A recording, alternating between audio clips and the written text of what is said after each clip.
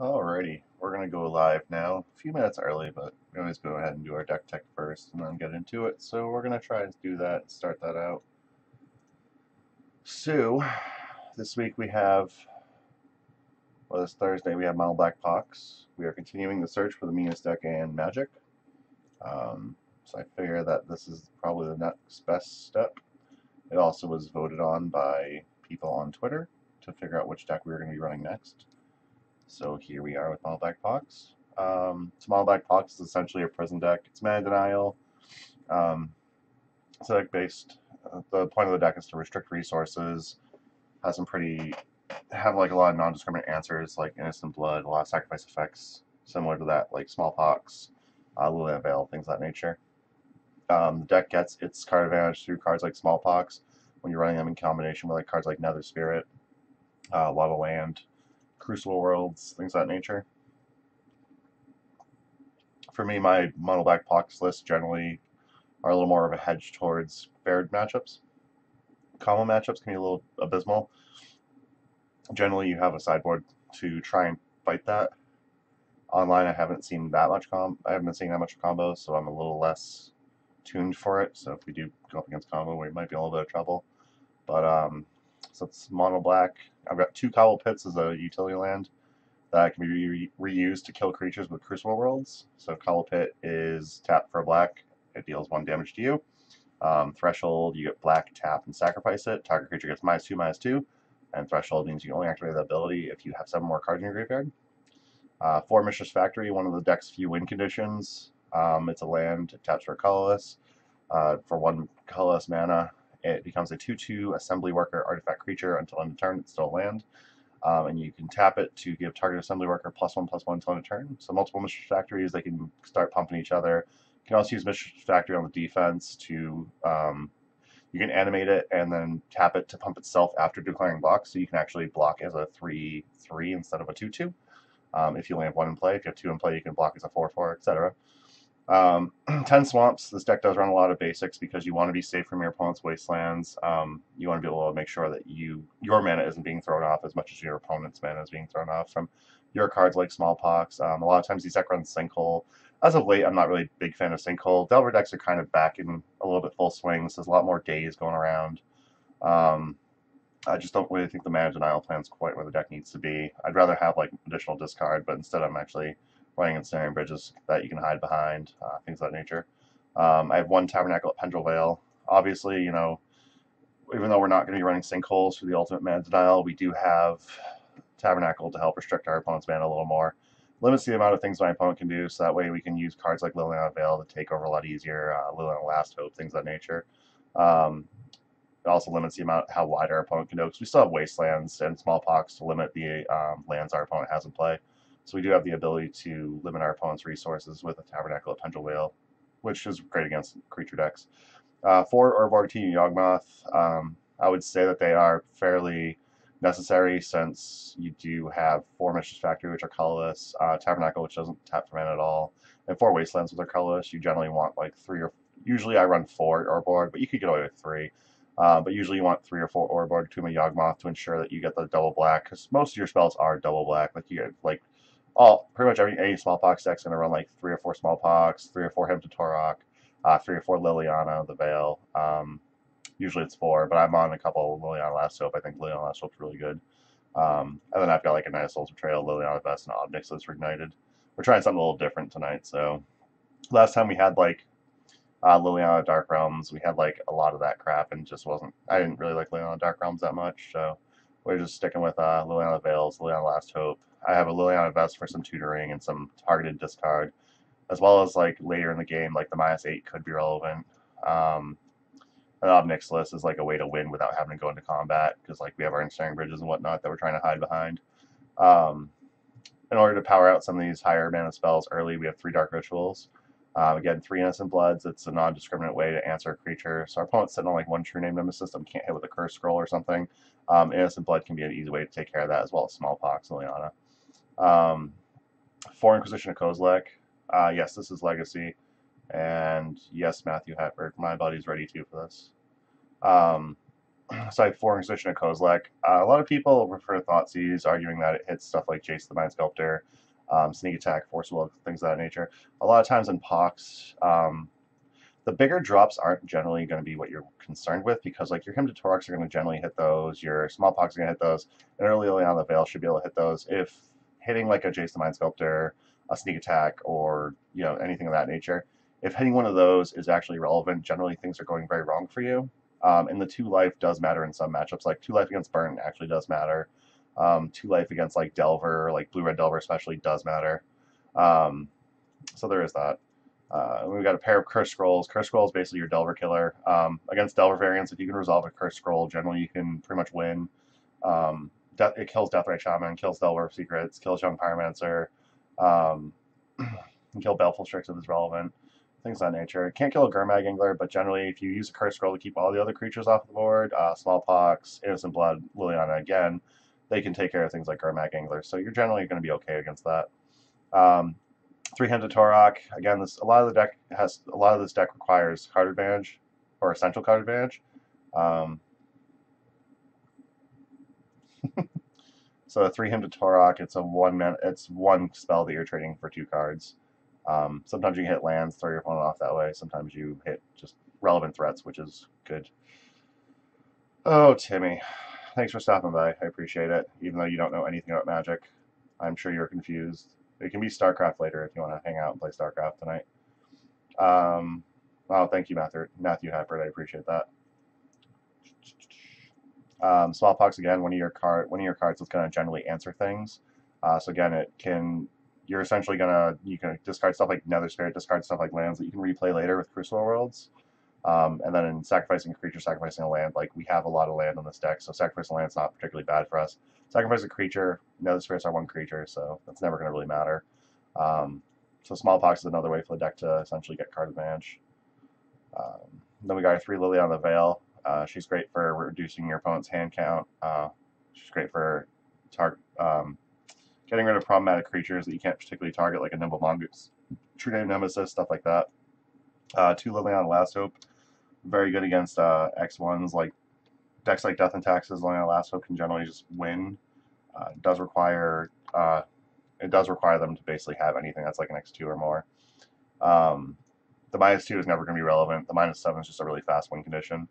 And then Lost Legacy. So this is something Reed Duke played around with last year when he was considering picking up Pox again. I ran it last time I ran Pox and I absolutely fell in love with it. I actually have one on the main, one on the side. It's a great card against like combo. If you know you're up against Storm, you can just turn 1 Dark Ritual, Lost Legacy, and they can't kill you game 1. Unless it's like Tess or I guess Belcher could still get you. But if it's Tess, like if you make them have to go Burning Wish into their sideboard, you're generally going to be okay. And Empty the Warrens doesn't actually beat us since we have Tabernacle and Night of the Soul's Betrayal. Crucible Worlds gives us the ability to replay lands from our graveyard. Allows us to set up a Wasteland lock. So if our opponent's with a greedy mana base with a lot of dual lands, Wasteland can destroy non-basic lands. So Wasteland combined with Crucible Worlds allows us to waste lock our opponents. 3 Ensnaring Bridge to keep creatures at bay. So again, with Liliana the Veil, Smallpox, things of that nature, we will have a very small hand size. So Ensnaring Bridge generally is going to stop our opponents from being able to attack us. 2 Mirage Mirror. So this is a card I actually tested last time. It's something I haven't particularly seen from other Pox players, but it was definitely a very good card to have. Gave us the ability to like defensively copy Gurmag Anglers, things of that nature. So this gives us, and it also gave us the ability to like, I think we copied an opponent Dark Depths at one point against lands, which meant like they couldn't kill us because we could just block it the Merit Lage all day. 1 Night of Soul's Betrayal, so it's a legendary enchantment. All creatures get -1/-1. Against decks like Delver, even like Stoneblade, this can basically make all their creatures irrelevant. So like Delver, top decking 1/1 Delvers, 2/1 Young Pyromancers. Even against like Check Pile, this card's okay. Like shuts down Snapcaster Mage, kills Baleful Strix, all that. It's just basically over a course of a game, this will basically amount to some amount of card advantage. I'm trying out 1 Ob Nixilis Reignited. I know some Pox lists that have been doing well have been running it. And I kind of want to try it out. I've never actually tried it, so we'll see how it goes tonight. And if we like it, I'll probably end up picking 1 or 2 copies in paper so I can actually run them in paper as well. But it's +1, you draw a card and lose life, so there's some card advantage there. -3, discard destroy target creature. So it's a way to hit like a Gurmag Angler, Leovold if it's necessary, things like that. And then -8, target opponent gets an emblem with whenever a player draws a card, you lose 2 life. So that's a way we can actually win through a ensnaring bridge, and that can make an opponent that draws like into brainstorms after the fact feel really bad. Um, and then I have the one of Liliana of Us again, targeted discard, so we can hit our opponents more than us. We can also just make ourselves discard if we have to reduce our hand size for ensnaring bridge. -2 for the tutor effects, so we can go get anything in our deck we need. And then -8, put all creature cards from all graveyards onto the battlefield under your control. Again, I don't think -8 is going to be all that relevant. I don't think it's going to really come into play. But against decks like Delver, against decks like Stoneblade, if you can kind of keep ahead for most of the game, destroying their creatures, getting things off the battlefield, then Liliana Vest can actually put you on a board state where you're pretty much just going to win. So that's that. For the sideboard, I've got 3 Surgical Extractions as some of my graveyard hate. I know a lot of people are more into Leyline of the Void. I like Surgical Extraction better. If you pick like a few very specific cards, you can generally beat most graveyard-based decks. I got a pair of Pithing Needles here. Pithing Needle can shut down opposing Planeswalkers, which can be an issue for the deck. Like Jace is a real bitch if they resolve that against Pox. So I had Pithing Needle for that. Pithing Needle also shuts down Sneak Attack, which is relevant because if they have Sneak Attack in play, all they have to do is have a red source in play and top deck a creature, and they can sneak it in. So that can be a little bit problematic. Thank you, Matthew, again for posting that and leaving a legacy. I appreciate that. 3 Engineered Plagues, great card against like elves, goblins, Death and Taxes, has a lot of humans, so naming human. Shuts down Mother of Runes, shuts down Thalia, makes Mirror Crusader a 1/1, so instead of attacking for 4, it's going to attack for 2 every turn, things like that. And multiple Engineered Plagues against stuff like Death and Taxes and elves, pretty much is just game set match. 1 Togs Deluge is like a just oh shit button. It allows you to just in 1 turn just clear the battlefield. 1 Hero's Downfall. I'm trying this out. I'm not sure how I like it. The instant speed removal feels relevant to me. The fact you can destroy Planeswalker feels relevant to me, so we're going to try that out. The second Lost Legacy I referenced earlier. A 4th Ensnaring Bridge on the board.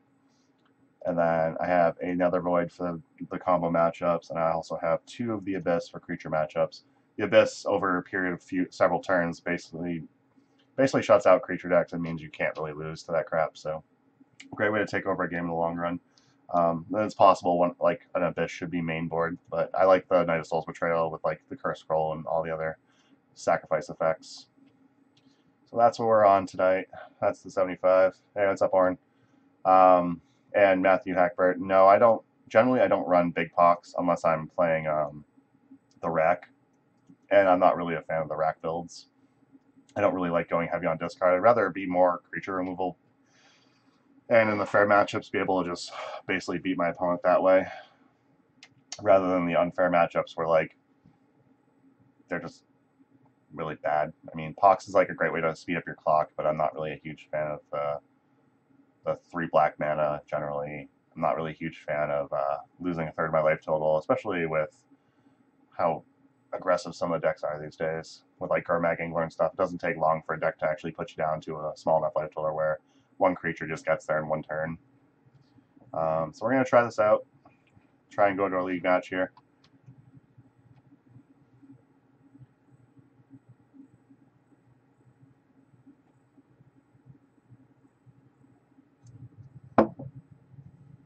So how's everyone doing tonight?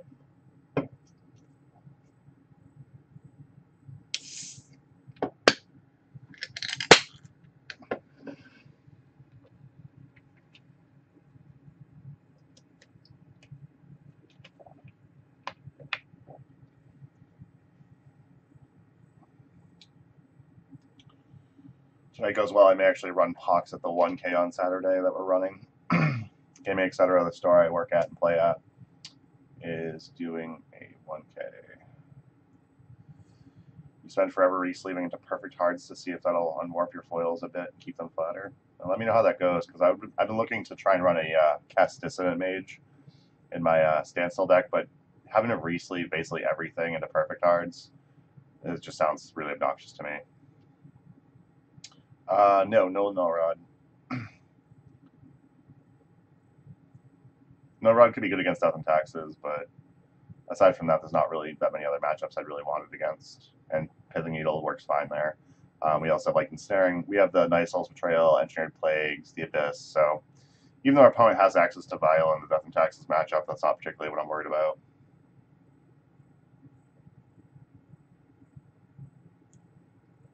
Yeah. Yeah, let me know how that goes for you, Orin. The idea of Perfect Heart is just, I play a lot of different decks, so I don't really know if I can ever do that.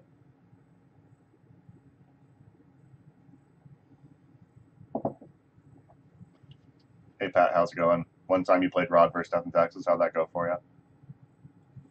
Assuming it went fairly well. The deck generally doesn't function very well without Vial or equipment. I wasn't so heavy on all like the permanent removal spells, like the Night Soul's Betrayals, all the Ensnaring Bridges, the Abysses from the sideboard, the Engineering Plagues on the sideboard. I'd probably be on some number of Null Rod, but I don't think it's going to be necessary.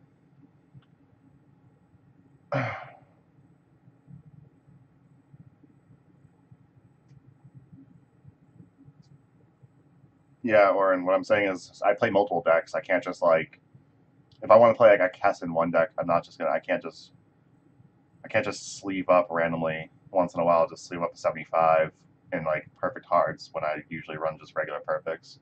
I'm not gonna re-sleeve every single card I own in perfect cards. That's just stupid.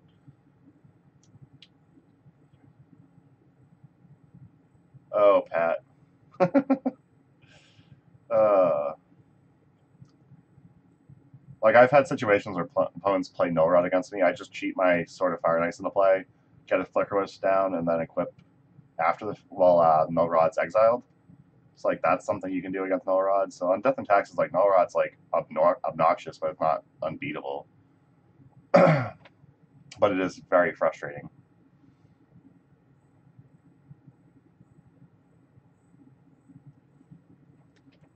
All right, I don't know if there's that perfect cards minus for my package.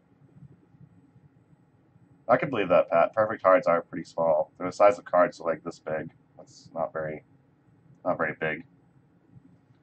So I believe that, Pat.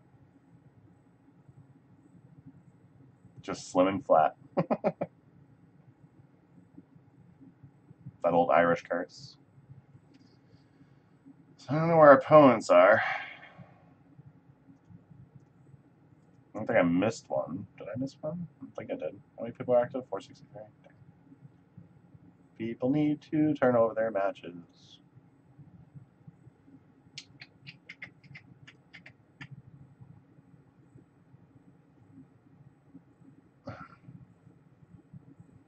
Oh, Pat, you know I love you.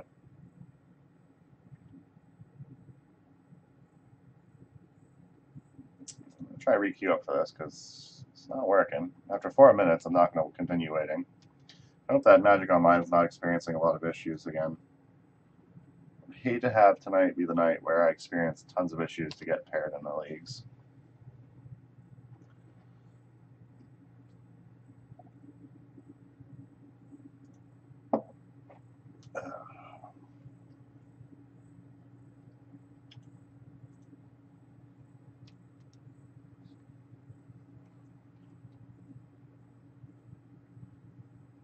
It worked. Yay. WinConf Legacy Pox, I have 2 Liliana the Last Hope, 1 Nether Spirit, 4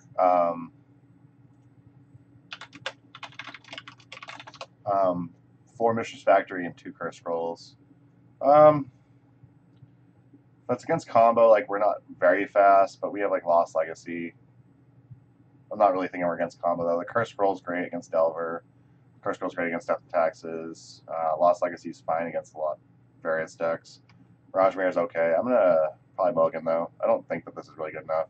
The 4 lands was tempting. This is much better. I'm gonna keep this. Definitely gonna keep the Swamp on top because we're gonna have to get up to Liliana Investment mana.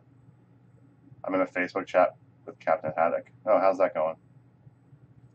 Captain Haddock said, "Good luck, have fun," or "Hi, good luck." Wooded Foothills is either gonna be lands or burn most likely. Forest is gonna be elves. That's a little annoying. Okay, that's fine. Pat, what's in his hand? Does he have me? I'm gonna go ahead and Inquisition my opponent. We'll pick something out of there. Then we'll play a Tabernacle next turn. My opponent could get I have double. Okay, I'm going to take the symbiote. They have double Heritage Druid, Nettle Sentinel, so it's a little aggravating. They're going to have a lot of mana, so this Tabernacle of Pendle Veil is not going to be very good against them. So we're going to be in a little bit of a tough spot. If they only had one Heritage Druid, I would have just taken that, because then they can't generate as much mana, but I'll take the Symbiote since that card's just like really good. There's one of the Druids. Assuming here's going to be the Nettle Sentinel or second Druid. Black, maybe a Death Ray. Nope, they meant to tap for green. There's the Settle, okay. They have one card we don't know about. They can make 3 green. Doesn't look like they're going to want to, unless they want to return a force to untap this and then make some green, but I don't picture that's going to be the case. Good top decks here are going to be like Knight of Soul's Betrayal. Even Liliana Last Hope's fine. Curse Scroll's not bad, but I'm not super excited for it. I'm definitely going to be playing Tabernacle here. I'm going to resolve a Curse Scroll here as well. Tabernacle here is going to do a lot to restrict my opponent from what they can do each turn. Until, of course, my opponent gets a Cradle, which is just going to be really frustrating for me.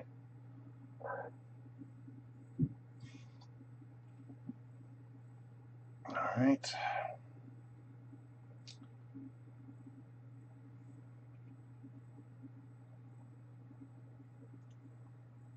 I have to assume my opponent would just tap their 3 elves for this, but it might not.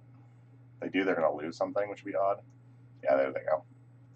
So I'm going to yield to this, yield to this, yield to this. So I'm going to yield to all these triggers. There's none of these triggers I'm going to particularly want to respond to.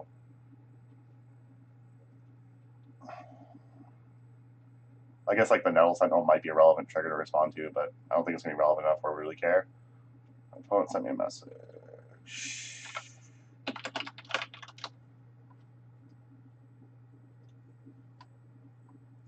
Deathrite Shaman. Okay. Deathrite Shaman's fine. They're untapping their Nettle Sentinel. They can cast a Heritage Druid here, and then still have 3 mana up to cast something else. Okay. Oh, Symbiote. That's not good. So next turn, we're likely going to try and Dark Ritual with 2 Swamps of Liliana in hand to Curse Scroll away that Symbiote. That is a card that can definitely become a pain in the ass for us. We do not want them to have it. Yeah, Knight of Soul's Betrayal would be a great top deck. Snaring Bridge isn't terrible, but it's not really where we want to be. I think I might have to wait on the Dark Ritual line. Might just have to get this on Snaring Bridge and play this turn. And the next turn we should be able to just...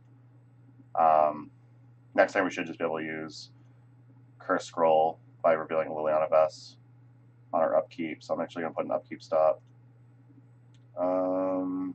We still have 2 cards in hand, so we're not stopping them from attacking currently. But we will stop them if they have like just Craterhoof. You know my opponent still has this Heritage Druid in their hand. So we know that's the one card. They'd have to top deck really well right here in order to just kill us.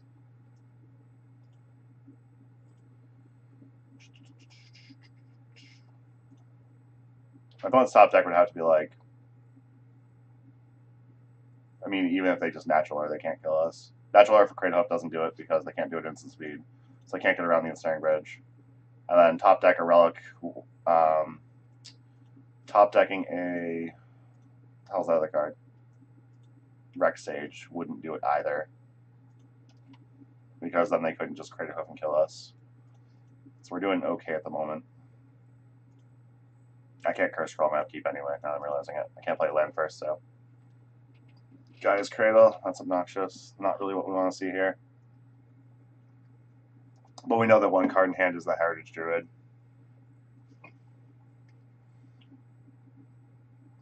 They could potentially, like, tap Cradle, untap something by bouncing. Yeah, they can untap a few things, get some damage through here, but... Alright, so there's a Heritage Druid we know about. The other card in their hand is the Forest that they bounced with the Curion Ranger, so we know what's going on right now. We know they don't have the mana to really do much against us right now. Surely this Ensnaring Bridge is going to be pretty relevant. Okay. Wasteland's not bad to hit that Cradle. I do still want to hopefully be able to get this Liliana. I do want to be able to get this Liliana out there. I need my next card to not be like a land. So I'm going to need to be able to just play things. Luckily, my opponent's going to have to tap down most everything to pay for their upkeep triggers. My opponent has 1, 2, 3, 4, 5, 6 if they eat a spell, 7, 8. So they have 8 damage in play. Just fine. They have 7 if they can't use Deathrite, and this is only if they can like untap everything. So we're doing okay right now. Wasteland was pretty timely for that guy's Cradle. Definitely need to. Would love to draw a. I guess Night of Soul's Betrayal doesn't really do much here. Another Dark Ritual wouldn't be bad. So then I can just power out this Leona Vest, put a Night of Soul's Betrayal on top of my library, and that's pretty much going to be game at that point.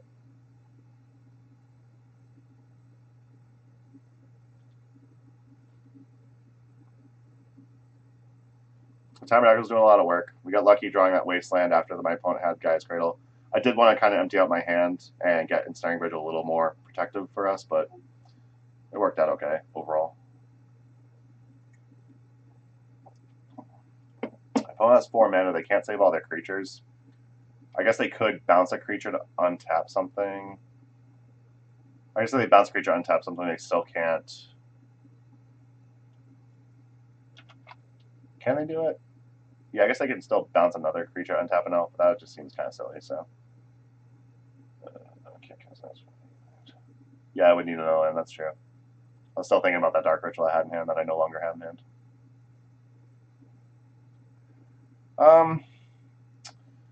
I mean, elves can still. Their next top deck needs to be like a Rex Sage to blow up my Ensnaring Bridge. Their next top deck needs to be like Natural Order for Kratos. But I mean, we're at 13. There's 2 spells in the graveyard. They can come in for probably like 4 damage this turn. So like next turn we could just be dead, but we'll see what happens.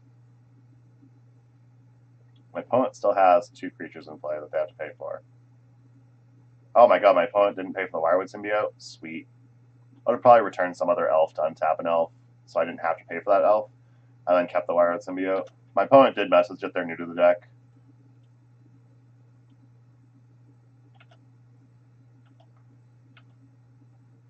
Yeah, or my opponent said that they were new to the deck, so I'm not really surprised. If there's like a mistake here or there, like, that's pretty much what that is.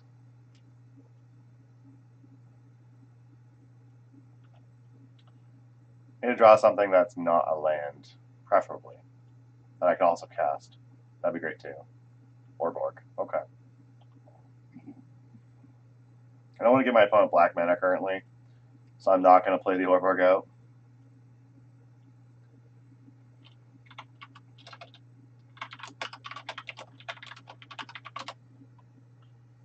Yeah, my opponent realized the mistake they made.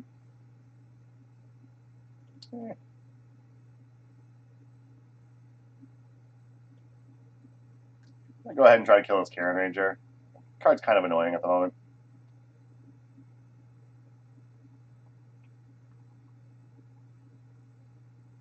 If I could just stop drawing like lands so I can get 1 card in hand, I would probably just kill Deathrite, but yeah. Yeah, I mean, Orborg means if our next top deck is, in fact, a... oh, we revealed Orborg. Sweet. Look at that. How's it going, Kaffelgret? Thank you for the good luck wish. Pox is a lot of fun. Yeah, Orborg also opens up the ability to cast Lily next turn. That's true. And then I can go tutor out a Night of Soul's Betrayal, and I think the rest of this game will be pretty much elementary from there. My opponent can still make 4 mana and keep everything by tapping 3 elves in the land. Instead of tapping the land, they could also use Deathrite, exile like my Wasteland, and then tap 3 elves without tapping land, but I don't know if it particularly matters which way they do it, as long as they do it. My opponent can't afford to keep losing. Knight definitely would be lights out at this point, I think. I mean, Sentinel still survives, Deathrite still survives. Deathrite's probably the biggest concern as far as that goes. So, it'd be a little awkward, but... Like Deathrite, okay. So that is one concern by playing the Orborg. That means my opponent easily has access to 2 black mana at that point, which gives them a double drain with the Deathrites. So we may end up needing... Well, I guess we do have the Curse Scrolls anyway, so... Yeah, we're going to go ahead and do this. I'm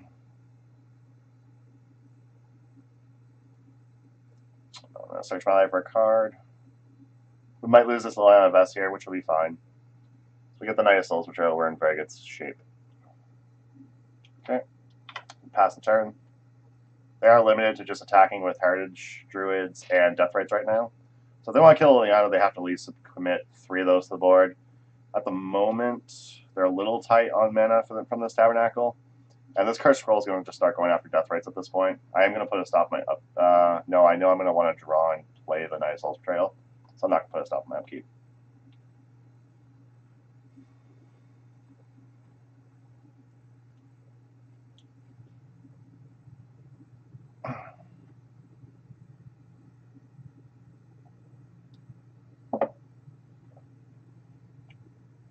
If my opponent plays it, we might actually still just be dead here.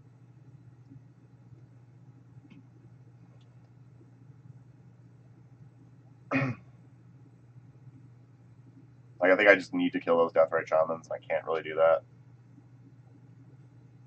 The play might even just be Inquisition my opponent, see what they have in hand, Curse Roll a Deathrite away, so we have 0 cards in hand.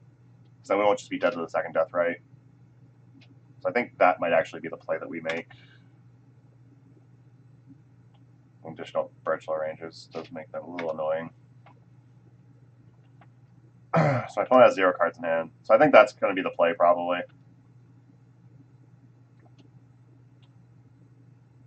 Yeah. Right? I can't just empty my hand. No, I can, kind of. Yeah, I'm just going to go ahead and do it.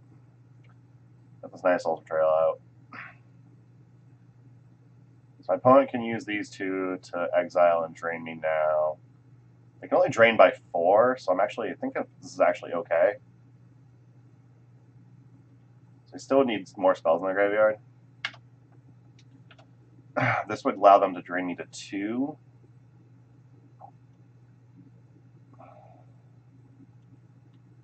Do I want to minus my Liliana again is the question. What else could I want to top deck here? I think I want a Tutor. Not sure what I'm going to get.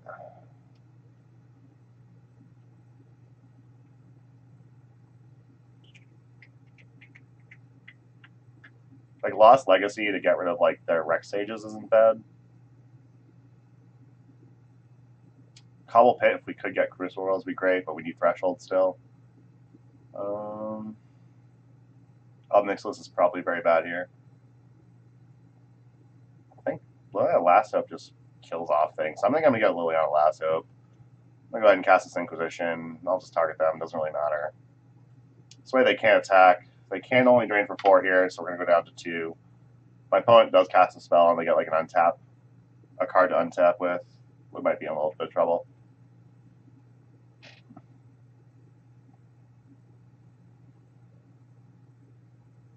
Yeah, that's what I went with.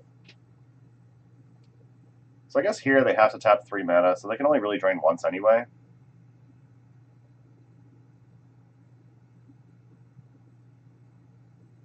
It might be okay. Still a little bit sketchy. Our 6 life points is pretty rough. I'd love a second effect like Knight of Souls Betrayal main board, because then it basically just shuts off all their elves, but postboard will have 3 Engineered Plagues to go with as well. So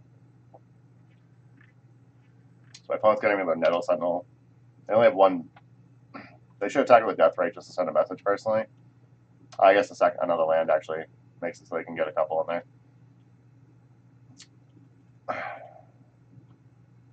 Last Hope will answer one of these Deathrite Shamans.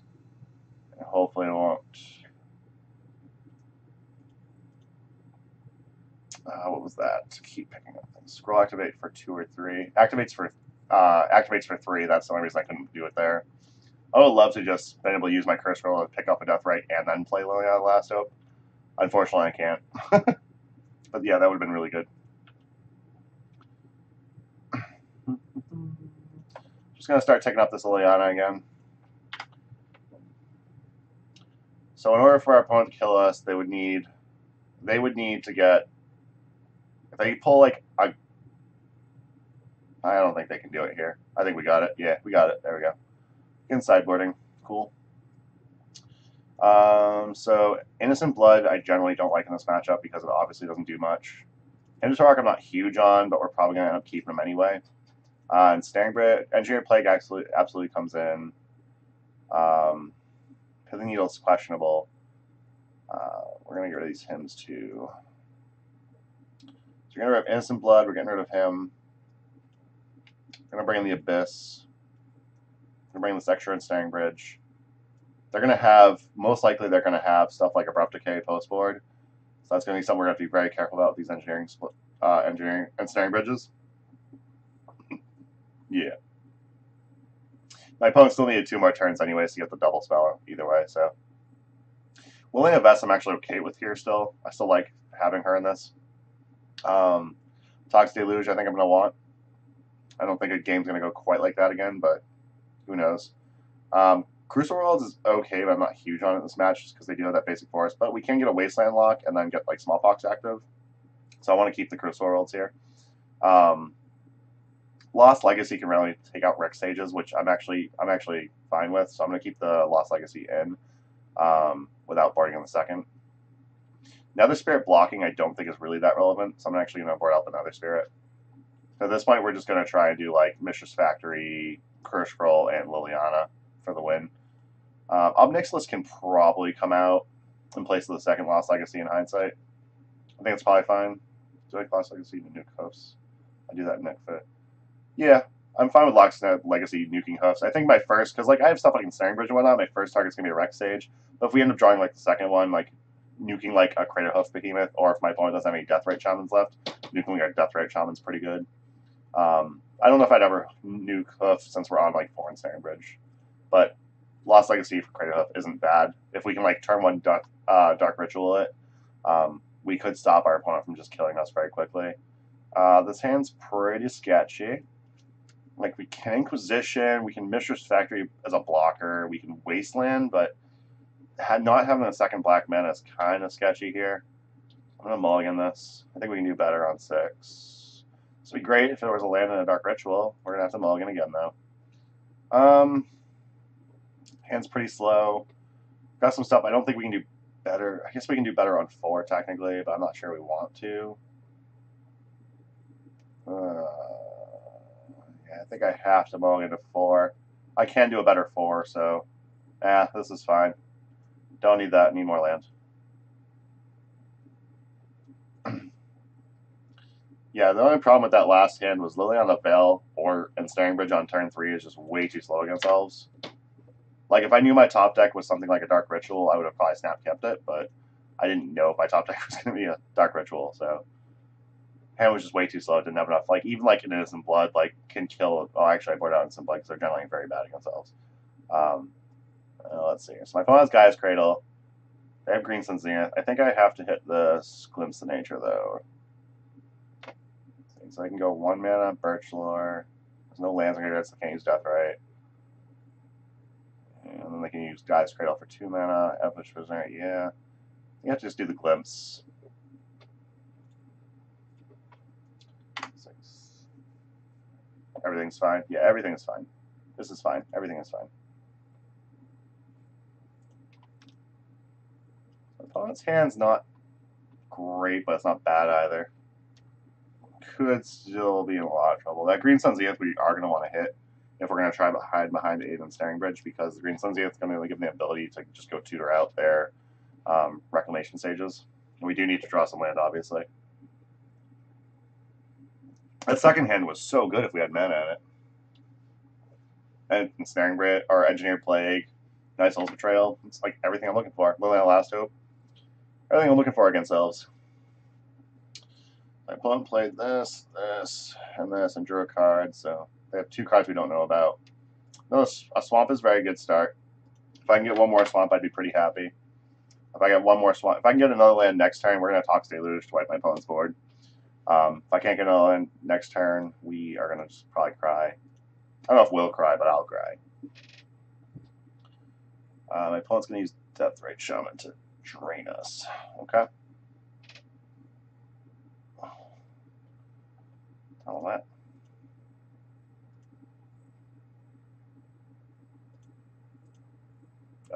So the top deck of land. We still know Green Sun's Zenith. We don't know the other two cards in hand. Looks like this might be one of the infamous, you're running 18 lands, you have 3 in play, and you're still drawing lands type of hands.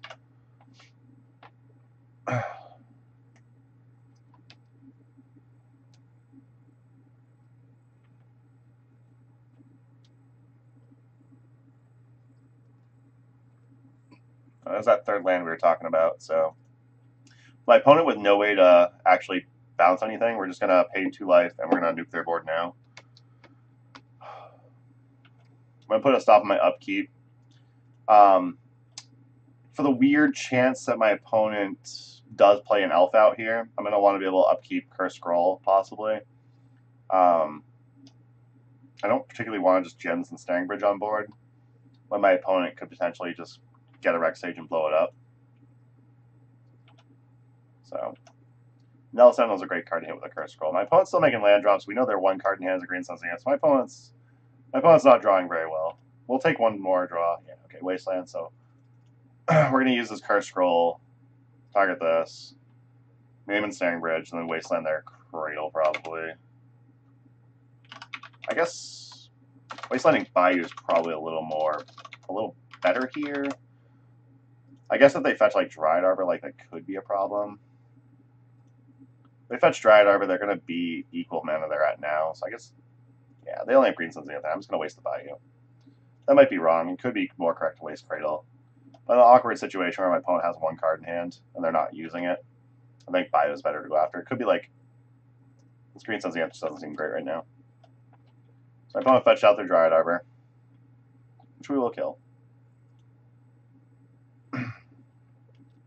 It's possible not even Wastelanding was correct as well, just to make sure we have 4 mana for like stuff like Nine Souls Betrayal.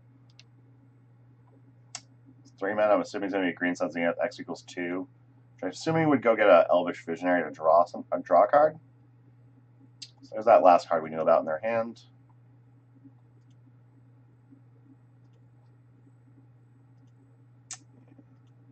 Yeah, there's a Visionary. Okay. So I have 2 cards we don't know about.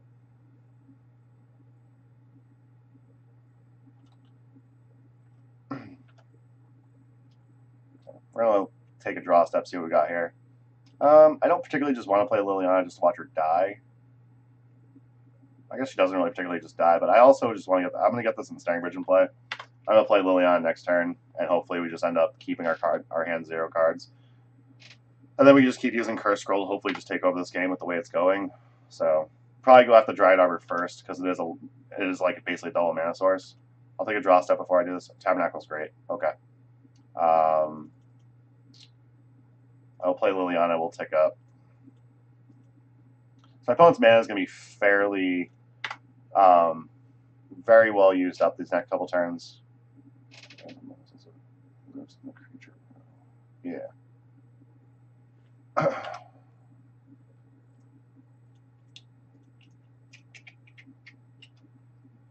they're tapping their guys, which is great. We're keeping them on 2 mana, which also keeps them off. My opponent's scoop. They didn't want to deal with that. Can't blame them. Opponent played it fairly well. Their draw was a little awkward. They didn't get like quick combo kills or anything like that, so it does happen. We'll play our next league match now. With Curse Scroll, Liliana, and Staring Bridge, I don't think my opponent could have done much there.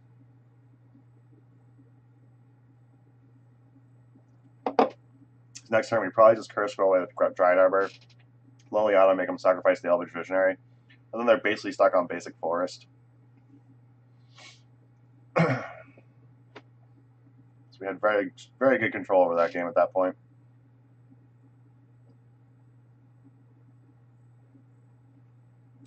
So it was good 1 land mulligan. Bottom of Curse Scroll, top deck of land, top deck of land.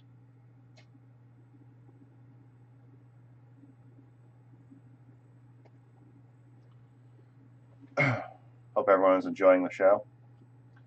If there's anything that anyone's curious about the deck or anything, has any questions, I'll happily answer.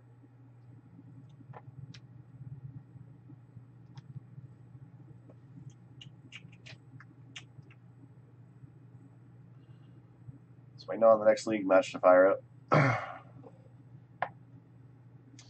In my experience, Elves is a very good matchup for Pox. It really depends. Like, again, like, Pox is more explosive, like turn 1 Dark Ritual, play and snaring, like engineered plague, things like that. Like generally, elves can't beat that. Like obviously they can just play. Like, they can potentially just ramp up, like eventually drop a Rex Sage, but generally it's not going to matter. This hand's fine. We got Crucible Wasteland. We got Inquisition, Lost Legacy. Turn one, we can Inquisition my opponent off a basic swamp, get some information. Ponder.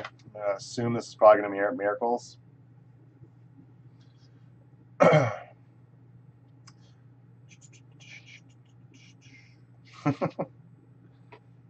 mean, you're not seeing Jason every deck. Where's the fun in that? So my opponent pondered off an island. Assuming it's going to be Miracles, there's a weird random chance it could be High Tide. If it's High Tide, we just flock. We can resolve a Lost Legacy. We'll name Days, so probably not High Tide then. Island Days. What the hell is this? Plays Island Days. I can't think of a deck that plays Island Days. Maybe like some type of Stoneforge deck. See the Flood Strand, getting a Volk. Oh, is this that blue-red Delver deck? That's obnoxious. Okay. Well, we should have this. Got like our Innocent Blood. Lost Legacy is not very good here. Crucible Wasteland could be relevant. Might not be.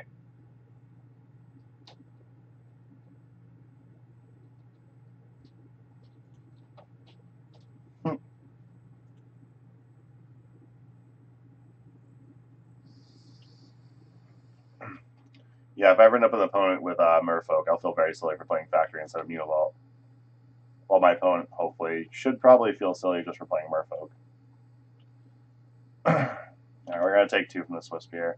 I'm going to Wasteland my opponent. We know they have Island in hand. Wastelanding here keeps them off Days for Innocent Blood. It also keeps them off, potentially keeps them off red mana for stuff like Bolt and whatnot. Innocent Blood, this resolves, they don't have Force. We just answer the Swiss Spear. And then our opponent generally basically has nothing going on at the moment. I hope we can keep it that way. Our opponent had another Volk, okay. Sometimes I just have it. Okay. We'll play this Mistress Factory, and we'll pass the turn. So we know my opponent still has Island in hand. They haven't gotten a chance to put any cards back from their hand and shuffled off like a Brainstorm. So we know my opponent at least has Island. There's the Island we knew about. There's a Brainstorm. So I'm not really inclined to animate Mistress Factory here and try to block and then pump, especially since I think I just played the Mistress Factory, so I couldn't do that right now anyway. If you meet Merfolk, you can give each other the secret old school legacy handshake. That'd be pretty cool. Curse Scroll is very good here. I'm fine with Curse Scroll. Yeah, I'm just gonna play Curse Scroll out here. I hope my opponent doesn't have Force. So currently we don't know any of the contents of my opponent's hand. My opponent has Days, we can pay for that, and I'll be fine. Curse Scroll should be able to hopefully take over the game. We gotta just basically hope my opponent doesn't draw too many bolts and whatnot.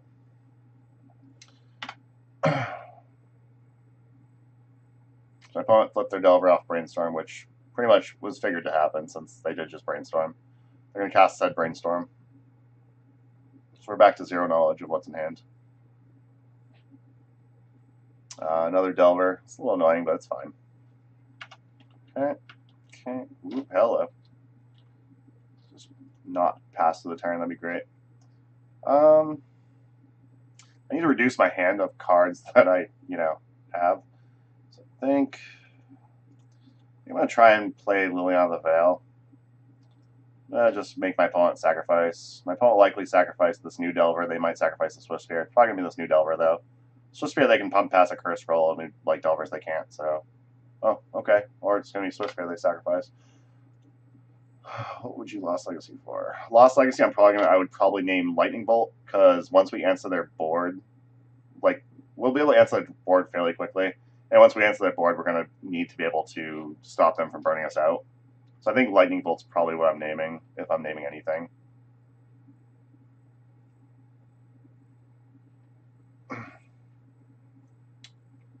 No, Mistress Factory. So they killed my Liliana, which I kind of suspected they would do. I actually just need more land, honestly, at this point. I'm tempted to play as Crucible Worlds and then replay a land from my graveyard. If the Crucible World doesn't resolve, it's going to feel real bad. Okay.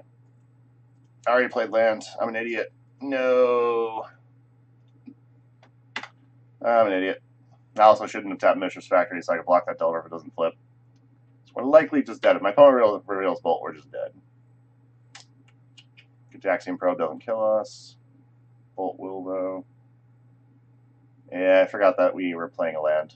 So that was stupid. That was very silly of me. So we're going to go to 1 here. We might go to less if they have a Swiss Spear, if they have a Bolt off the top. I'm assuming they probably wouldn't have bothered with Probe if they could have just killed us. Next time we can play a Liliana Last Hope and activate Curse Scroll, which doesn't actually do enough anyway. Yeah, that's unfortunate. Another Curse Scroll doesn't get there. Alrighty. Well, what do we do here? So they have us dead regardless of what we do. So we're just going to go ahead and concede. That was a silly mistake. I do have the Abyss. I do have another Void. I do have a Tabernacle in here. To answer your question, blue spell movement. Alright, so against blue-red Delver. I'm fine with Hero's Downfall because we're going to need instant speed removal, probably. I like Nether Void, okay, but my opponent was so land heavy that game. The Abyss is probably fine, so I'm going to go ahead and bring that in. Not a huge fan of its Engineered Plague. If we can turn 1 into Engineered Plague, it's real good.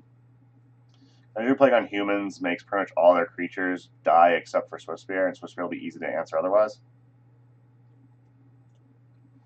And Snaring Bridge I'm not huge on. Crucible Worlds I'm not huge on. Anything outside we can probably cut. Lost Legacy I don't think we need. I'm fine cutting Lost Legacy. Nether Spirit can just come back turn after turn to block the Swift Spear, so I'm going to keep that. Nice Soul's Betrayal in general is probably not great here. Comes down kind of slow. I think I'd rather just have like Engineered Plagues if I was going to have that. So I'm going to bring 3 of those in. And I'm going to drop probably Liliana Vest. She seems a little... She seems too slow and she doesn't seem like she does enough. So we're going to drop her. We'll submit the deck this way. I'd love to play first. Thank you for asking, game. So if we had Black Mana Source, this hand would be actually really good. We don't have Black Mana Source in hand, so we're going to have to mulligan this. That hand would have been really nuts if we did, though. This hand's closer, but still not great.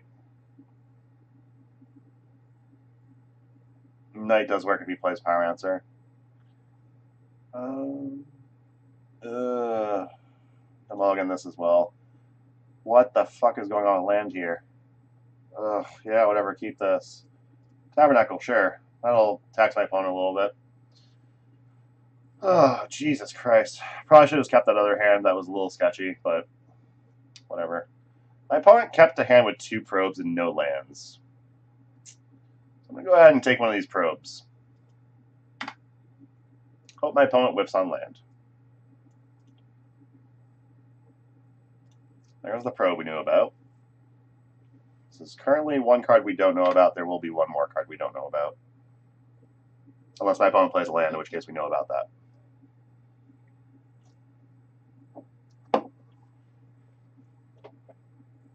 Come on, don't play land. Damn it. How does my opponent get rewarded for the greed? This is bullshit. My opponent got so rewarded for their greed. I'm so pissed. Alright, there's a Tabernacle that they didn't know about. Enjoy paying mana for your creatures. Hope you don't draw more land, because then you can't play anything else. I would love to just yield to Monastery Swift Spirit triggers, but unfortunately, because I might be able to Curse Scroll in response, I can't do that. My opponent kept double probe, no land hand, in a deck that probably runs like 18 land. And they drew land. Fuck my opponent. This is crap. And we're drawing Lilianas, come on. Orborg off the top would be great. My opponent has Daze, so we can't just jam this Engineered Plague, but we could jam like a Liliana Veil. My opponent wants a Daze, they can lose their creature. Like right now on human, like the Swiss spears require. Yeah, okay. I'm gonna play this Liliana of the Veil. My opponent's probably if my opponent dazes this, they lose their Swiss spear. That's fine. I'll take that trade. That's absolutely fine. No. Actually, this is the Swiss spear they did play. So now we'll pass their turn. They'll lose their Swiss spear on their upkeep. Yeah, there's your justice. Fucking no land keep double probe. That was just ridiculous. We know my opponent has Volk, so they're probably going to play Volk and Delver here. Or brainstorm into more, hopefully more lands for them. Hopefully for them, not hopefully for us. I would like them to not have lands, but we'll see what happens. So likely I'm just going to play the Ensnaring Bridge out and name Human. Means Delver can't be played. How do you get 3 lands if I turn on?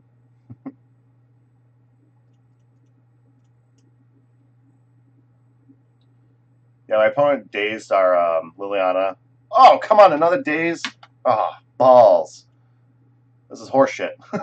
My opponent dazed with their Swiss spear in play, and they didn't have another land, so they couldn't pay for their Swiss spear, and they lost it. But yeah, it's a good turn one. My opponent has another Swiss spear, which is a little obnoxious, but whatever. My opponent's had pretty much everything they needed, so can't really do much about that. My opponent's draws have been very, very good.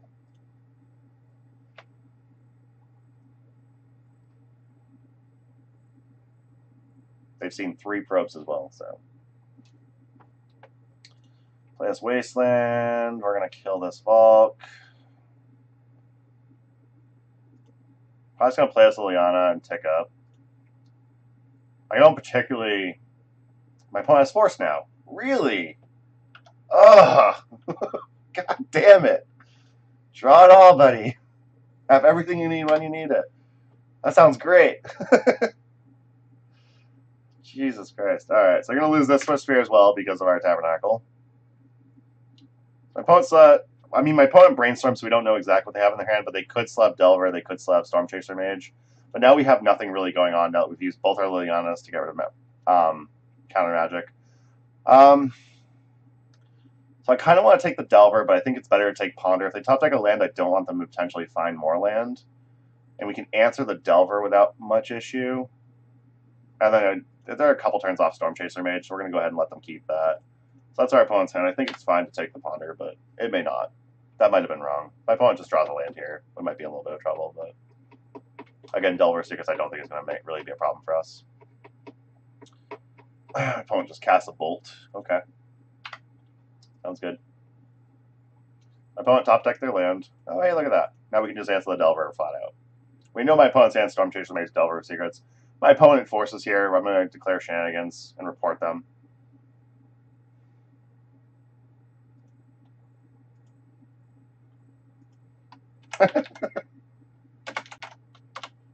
My opponent said this game is like watching 2 blind men try and fist fight. So I just wrote LOL.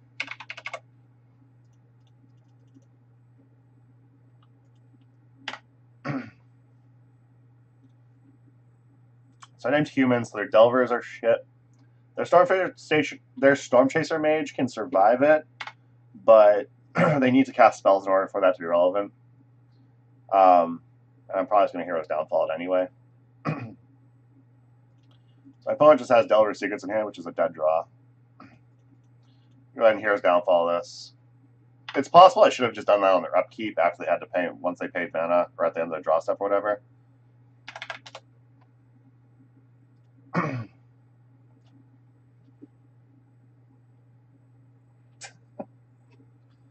Daredevil, yeah. Daredevil, I'm sure, is great.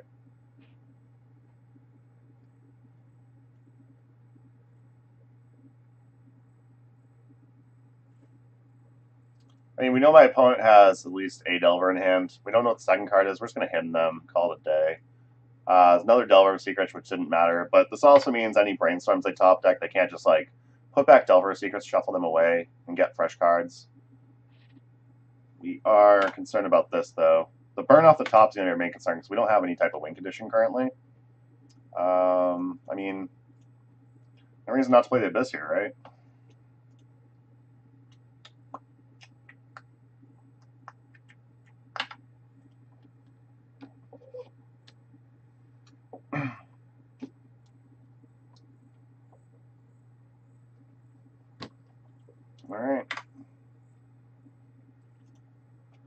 Now we're finding all our lands. We would have been able to save ourselves a lot of life if we found these lands earlier, but we have taken control of this game. I would love to top deck a Cursed Scroll at some point. Another card that'd be great right now would be any Liliana. Smallpox is not great right here, but I will cast it. My opponent does have a card in hand, so I'm gonna sacrifice this Orborg so their fetch lands can't be mana sources randomly. My opponent discarded another Storm Chaser Mage. Okay. Interestingly enough, having Crucible wouldn't have been terrible because my opponent has been on a lot of Hulks. I probably could have held at him to Turok, wait for my opponent to draw a second card before I casted it, but in top deck wars like this, it doesn't matter.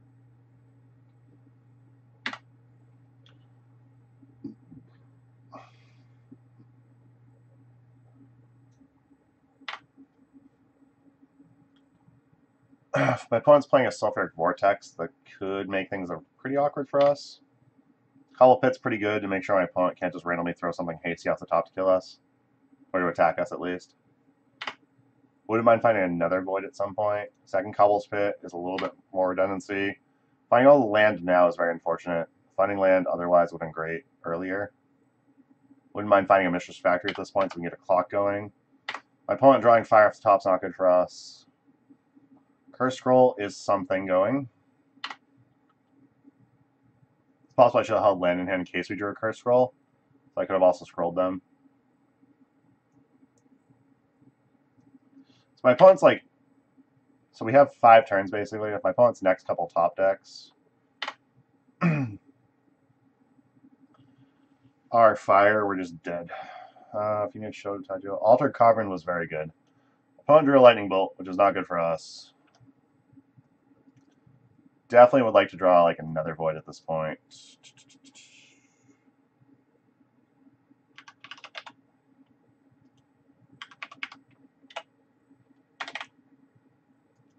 Wish you could just click the card in your hand you want to select. Can you do that, I wonder? I'll have to try that. Ob Nixilis is not good here. Like, I can cast him, but he kills me. So, yeah. Go ahead and pass.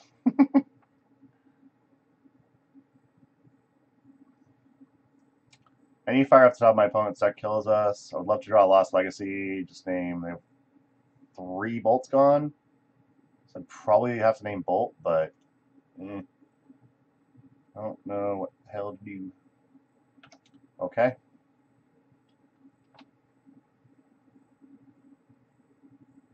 I'm going to wait on them to act. Surgical targeting smallpox. I will go ahead and use this to try and kill that. I can have my smallpox at this point, I don't care.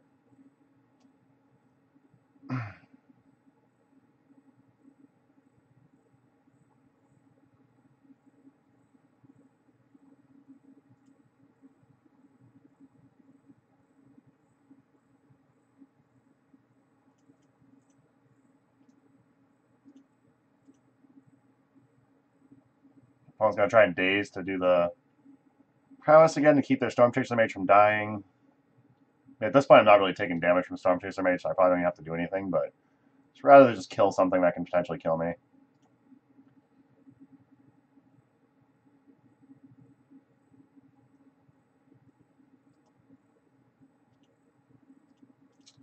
I think I have enough damage on this already where I don't care about that second daze.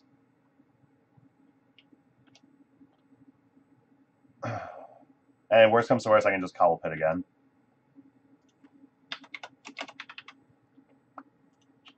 Name Ob Nixilis, reveal that. 6-2. And then it gets -2/-2, and it dies. Surgical resolves. I get my smallpoxes out of my deck. I don't care about right now. Don't particularly want to be resolving smallpoxes at this point, so. I mean, smallpox would be bad here just because my opponent has their basic mountain online. So smallpox can get rid of that, and then like a wasteland can get rid of their any Valks that they have in hand. But Fun times. Fun times. Yeah, this Omnix list is like really bad in our hand. 5 for Omnix. Yeah, I can't really. I mean, we're dead to any top deck spell they draw, so I guess I can just Borborg, tap for black, tap for black, tap for black, play Obnixilis, and then we'll have 3 men out for Curse Scroll after taking up Obnixilis. I'm not particularly excited for this. Like, I highly doubt my opponent has Gut Shot, though, so that's the only way I think we die from where we're at. We drew another Void, so if we can resolve this next turn, we're in very good shape. We know my opponent's hand is Volk. Okay, my opponent's hand is just Volk at this point. We're going to put my opponent to 4 here. 1, 2, 3. Another Void off the top, very good. We know my opponent still has a Vulcan hand, though, so we know that they can still actually...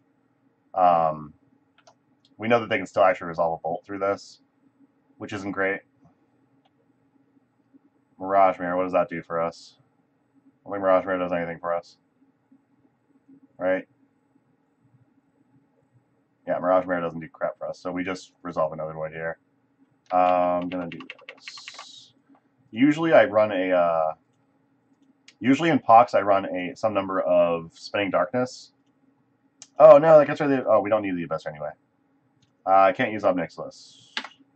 Usually I run some number of Spinning Darkness for the life gain as recruiter removal, but unfortunately, I did not put any in this deck list. So here on their end step, we can Curse Scroll them. On our upkeep, we can Curse Scroll them and just kill them.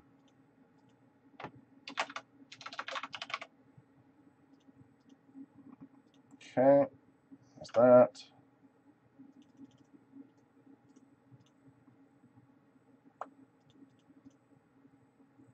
Okay, my opponent's dead. We're going to go to game 3 now. World Enchantments. Yeah, I always forget about World Enchantments. So usually I don't want Nether Void and the Abyss in the same matchups, so I don't usually have them together. I actually boarded Outlaws Legacies. Do I want them in the deck, though? I wonder. My opponent's doing very good at drawing lands. I don't know if I actually want these Nether Voids. Maybe on the draw. They're going to be a little slow. I'm going to board out Nether Void. So I don't want Pithing Needle here. Doesn't do anything. Toxic Deluge when my opponent comes that quick out the gates could be good. I'm definitely going to bring these Lost Legacies back in. I think I'm going to bring in Nice. I'm going to bring Nice Trail and drop the Obnixilis. And I think I'm actually going to drop a... What didn't seem great there? I guess Mirage Mirror really doesn't seem good here. Like, it can turn into something and block, but that doesn't seem great. Turning into Delver's not bad, though. I'm going to drop the Abyss. I think with the Engineered Plagues, the Nice Trail, and the Abyss, I think we should be able to lock our opponent off creatures pretty well. So we're going to try this.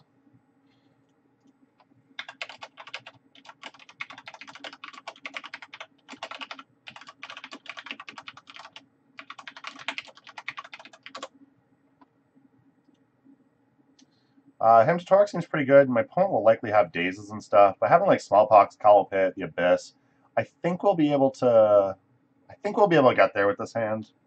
This hand might be just a pinch slow without things like Innocent Blood and Inquisition to kind of clear the way early, but we're gonna try this out.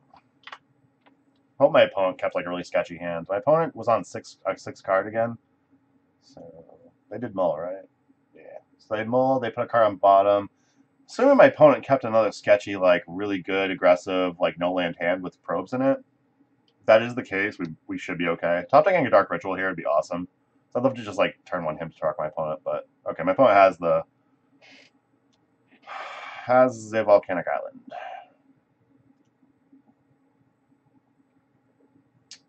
Yep. So we're just going to play this out slowly, then. We're going to try to turn 2 Smallpox.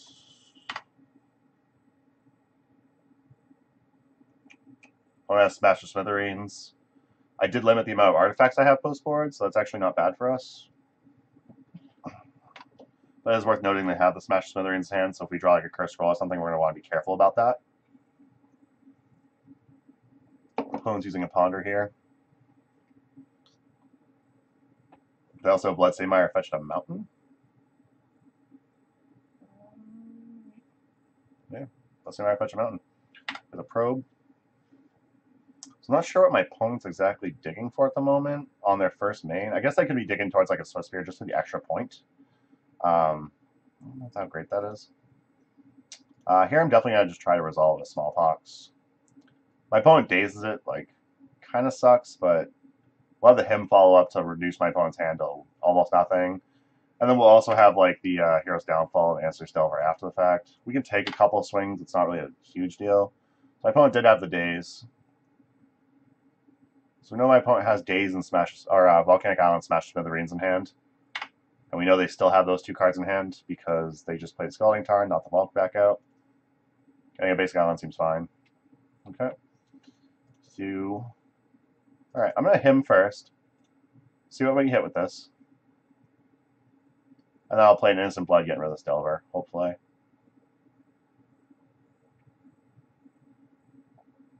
So if my opponent forces here, we know that their hand's going to be Smash Smithereens Volk, which means this Instant Blood is perfectly rare, ripe for the taking of this Delver. And then my opponent basically has nothing going on. We have Forcible Volks. We only know about the Smash Smithereens, which means Force isn't a thing. They might have another Daze, which would be really freaking annoying. They did not. So we know that their hand has a Smash Smithereens, which means this Mirage Mirror we have to be very careful with. We don't want to take the 3 damage for no reason.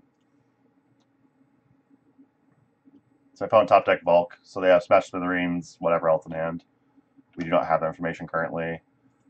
We'll play out this Cobble Pit. I'm going to put this Abyss in play. This way, at least, if my opponent's playing like Delvers and crap, they just lose them. If they play like a Swift Spear or something, they probably don't keep it very long. So we know my opponent has Smash Smithereens in hand. We could, if we can get one more land, I could play a Mirage Mirror, hold up 2 mana. If they try to smash it, make it copy a land. So I'm going to go ahead and Lost Legacy, choosing them. I'm going to name Lightning Bolt. This will give us a peek at their hand, and then it'll also give us the ability to... Naming Smash Smithereens is pretty tempting, because we can just play this card scroll out. I don't particularly want to replace the Smash Smithereens, though, so... I might name Smash Smithereens. That actually seems pretty good. They're going to force, so their last card in hand is Smash Smithereens. Which means we can't play out this curse scroll yet. We draw another land, like I said, we can play out the Mirage Mirror. We can hold up and copy a land if they try to smash it. Because it doesn't retain being an artifact when we activate the ability. So Ferric Vortex is not great for us. Not what we want to see here. We need to get some pressure on board, like now. Wasteland isn't terrible. Again, we do need to get some pressure on board. It's a shame we can't make Mirage Mirror at the beginning of their upkeep via Sulfuric Vortex to make them take extra damage. But we'll play out this Mirage Mirror. We'll hope my opponent takes the bait and tries to smash it. If we try to smash it, we're going to copy a land. No. I just like F6, and I don't want to do that. Because my opponent tries to smash, we're going to need to respond, so... yep. Come on, smash it. Come on, smash it.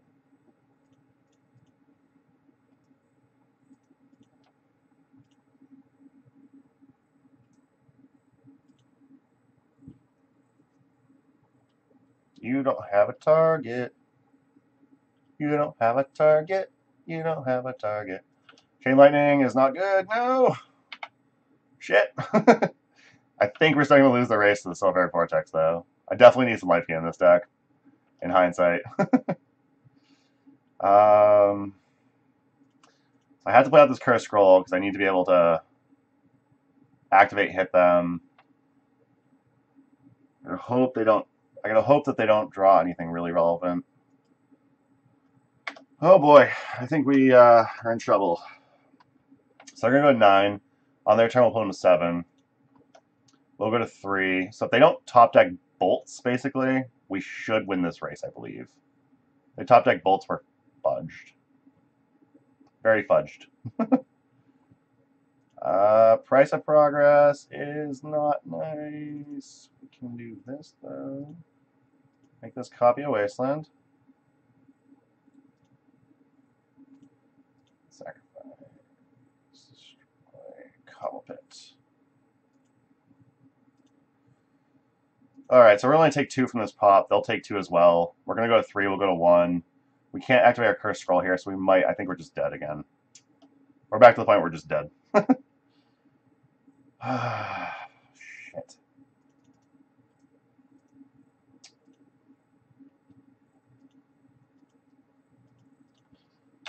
We just didn't find enough actual pressure. No Mistress Factories. Curse scroll is a little late getting down because they have that smash to smithereens. Let's see. They'll go to 3. So if they fetch randomly... If they randomly fetch, we can actually curse scroll them on our upkeep, because they'll go to 3. So if they randomly fetch, we can actually curse scroll them on our upkeep to kill them.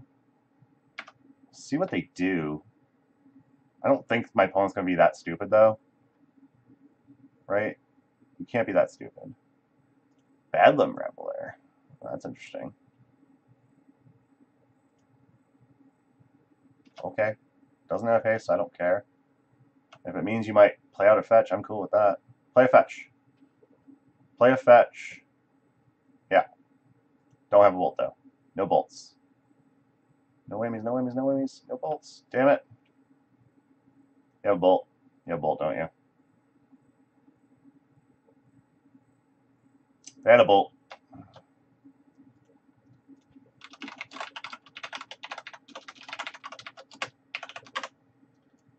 I'm just going to say, damn, that got close. It's like a game to my opponent.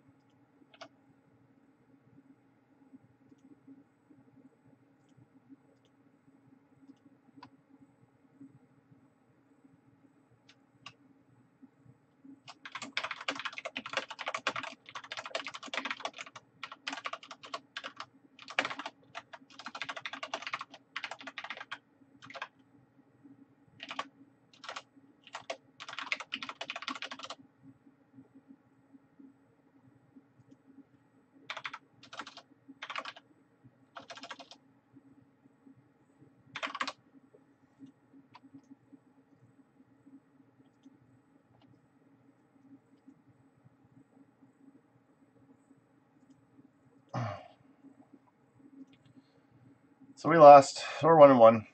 Oh my god, I'm going for an hour. Jesus. So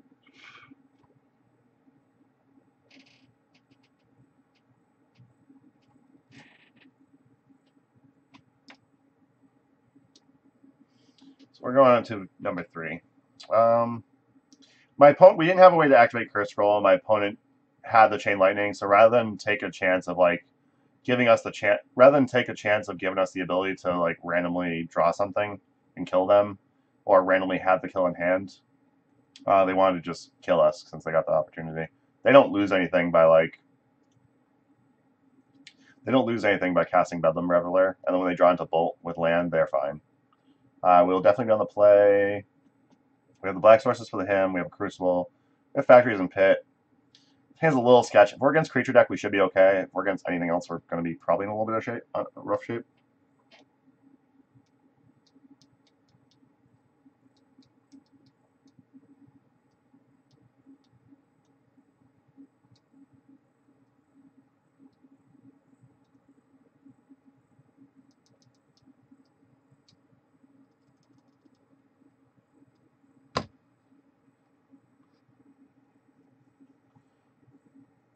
I was glad I was able to set up the price of, like, to not just die to Price of Progress, but Mirage Mirror has come in handy in, like, weird little situations like that.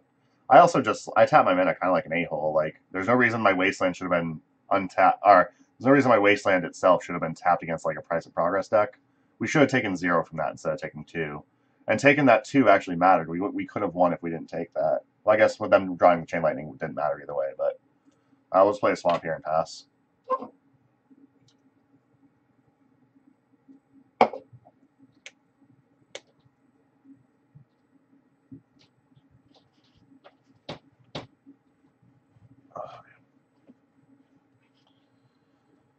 Alright, opponent played Polluted Delta. They're probing. Likely Storm. It is possibly Delver, but still likely Storm.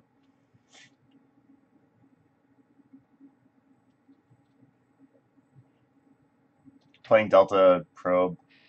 Maybe as a Delver thing. It feels like more of a storm thing. Oh, then again, for the most part, usually you'd pro before you play land in general, but I don't know. Maybe I'm missing something. Basic swamp cobble therapies. So we're likely against Storm. We're likely not against Delver. They're probably gonna name him to Torok because this is probably Storm. They don't want to get himmed.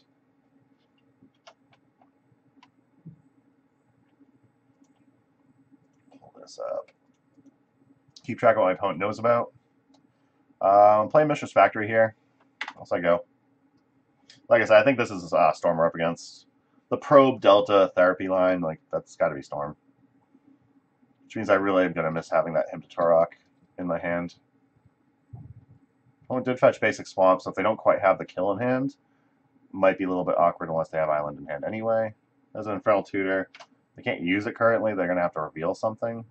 Revealing Dark Ritual. So we know my opponent has a Dark Ritual in hand. They have 2 at least. So here we're gonna play Liliana Veil, just tick up. We have Crucible World, so we're gonna just discard lands.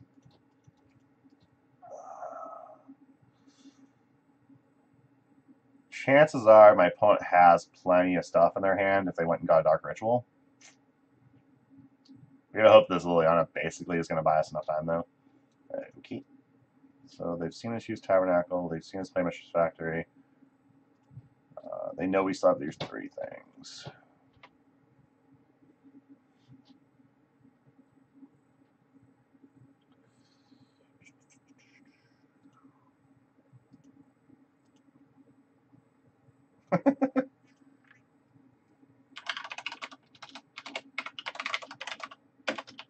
My opponent actually sent me the message of what's in my hand, so my opponent discarded Duress. That's probably not a great sign, but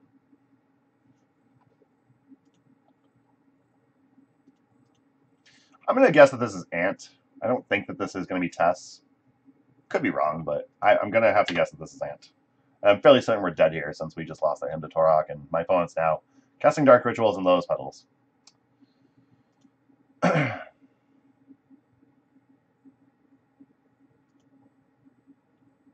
my opponent got another. I'm assuming that my opponent has Past Flames, the red mana card. Like an Infernal Tutor to go get another Dark Ritual is weird. They had Nauseam in hand. I mean, they got this. We're just gonna. Want to make sure my opponent actually has the kill condition in their deck. Yeah, there's Tendrils. Cool. They got it. All right. So, don't have a great sideboard for this. We do have the Surgicals, which, again, aren't great, but they're fine. Lost Legacies, Nether Voids are great. They go empties, we're going to want the Knight of Souls Betrayal. We don't particularly want the Ensnaring Bridges, though. Ensnaring Bridge could randomly help, but I don't think it's going to really matter. Omnixilus doesn't matter, way too slow. We definitely want our Dark Rituals to power out some of these things. Innocent Bloods are bad, but I don't know if we can really replace anything for them. We could probably bring in, like, Pithing Needle. So there's that. I think this is how we're going to go. Mirage Mirror, I think, just has to stay. I'm not sure what Mirage Mirror copies, but I think Mirage Mirror does have to stay. What would Mirage Mirror copy? I don't know. Mirage Mirror maybe should just be another Omnixilus. I don't know. Alright, let's do this. Yeah, I mean, my opponent was just going to... No Storm Pilot just goes for like an empty kill when they can tendrils you regardless. There's no reason to. No reason to give your opponent that random one of out in their deck. Nether Void's great. It's not quite fast enough, but this would be great otherwise. I think I have to mulligan this just because this is pretty bad. Yeah, Needle and Delta. I mean, it's better than the other options I had, so I gotta kind of take like the little bits where I can. I don't want to just lose Nether Void. So Nether Void in hand without any way to power it out quickly, not going to be good enough. This is a turn 1 Liliana Veil, so I'm going to keep it. The rest of the card isn't exactly exciting. Ooh, Lost Legacy on top. I think... it's actually tempting to hold off on Dark Ritual into Liliana. I think I just have to turn 1 the Liliana Veil, though. Which means I think I have to bottom this Lost Legacy. Yeah, Needle does way more than Innocent Blood. And so if I take a turn off, they take the Liliana or the Surgical. I can turn 2 Lost Legacy off Dark Ritual, rip all their win conditions out of their deck, most likely. Yeah, I'm going to try that. I'm actually just going to do that. I don't know if it might be a little sketchy, but I think it's going to be our best course of action. I don't think we can do a better 5 or 4 on this. If they duress the Dark Ritual, that's going to be really awful, yes. If they see we topped the card that we are keeping, if they see that we topped the card that we scried, they might think it's a land. So they might just take like Liliana of the Veil, thinking that we're going to get that online. So, I don't know. We're going to take a risk. This risk might be a little sketch, but we're going to take a risk. Probe me. Okay.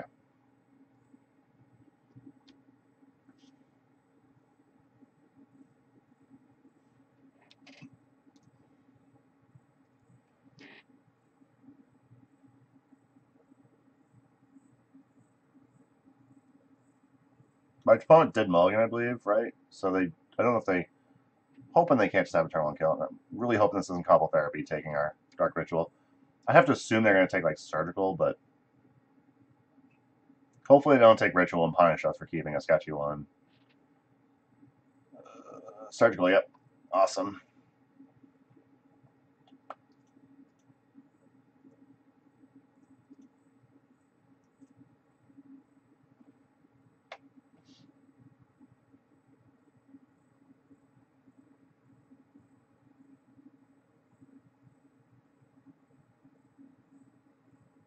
My opponent's taking some time to let this resolve, so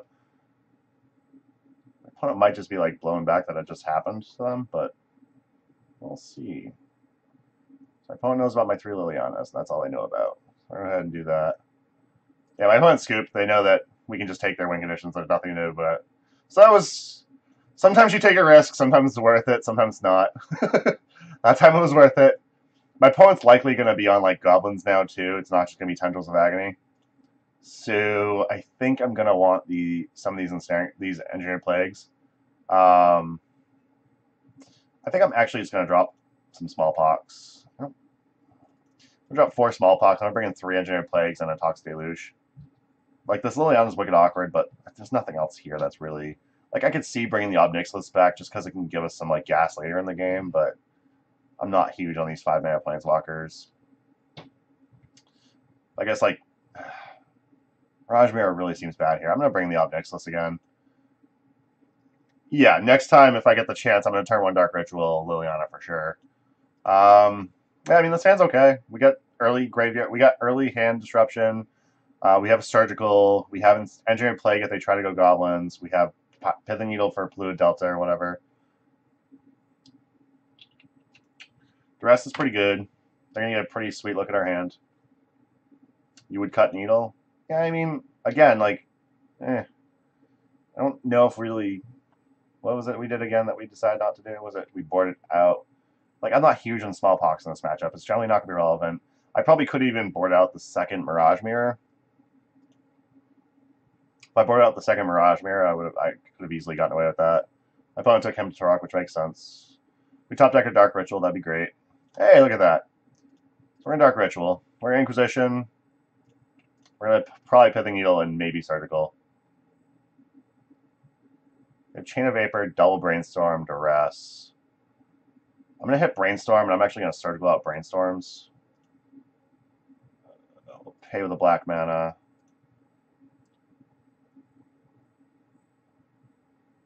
All right, 1, 2. That's 4 Brainstorms exiled, right? Okay. So my opponent's hand is now Dark Petition, Chain of Vapor, Duress. I'm just going to play this Pithing Needle. I'm going to name Polluted Delta, probably.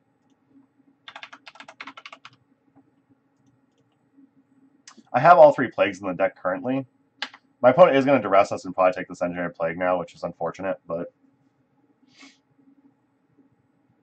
For the most part, I think we've crippled them for a little bit. My opponent Chain of Vapors here. Chances are they drew a Polluted Delta and they want to chain it, and then Duress, yeah. So they're going to take this Engineered Plague from us, unfortunately. That's 6. But both players on basically no cards, so that's cool. Lion's Eye Diamond, okay. So we're going to hope for like cards like Hymn to Torok here.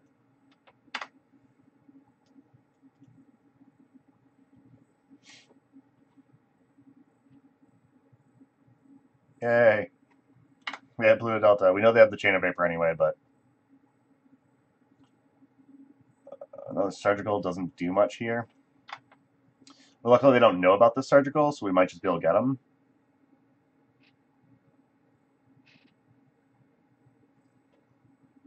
Yeah, I'm not particularly in the... I don't really care about bouncing like their LED. That's just stupid. I'll pick up the Pithing Needle. I'll play it again. Don't play Orborg. I guess Orborg does give them additional black mana.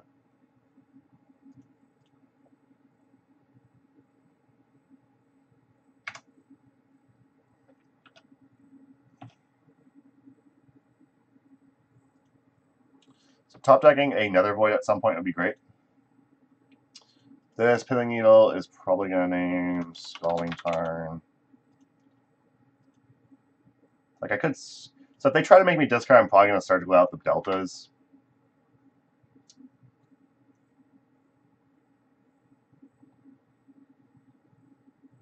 Misty Rainforest. Rude. Come on, another Void. Oh, another Void. Another Surgical. Ah! Damn it. I don't want all these Surgicals.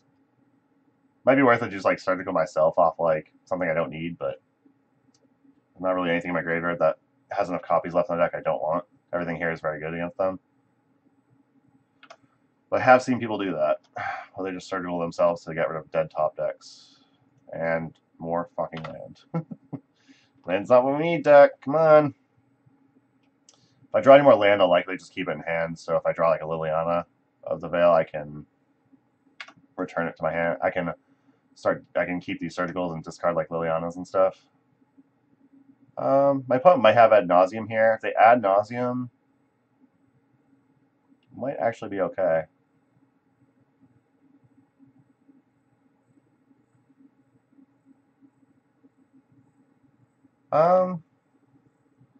Might give them a chance to crack this other LED. Yeah, unfortunately can't Surgical on Swamps. That'd be great. There's the Ad Nauseam.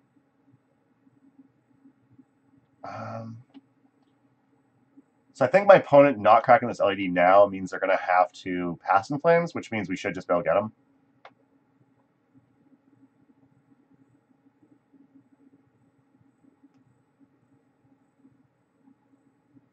So we know they have Pass Flames in hand now. They are close. So they have one black floating, a Dark Ritual and a Cobble Ritual. Okay. So my opponent... See if my opponent tries to duress me. Yeah, they're trying to duress me now, so we're going to have to go ahead and do this now, unfortunately. Oh, shit.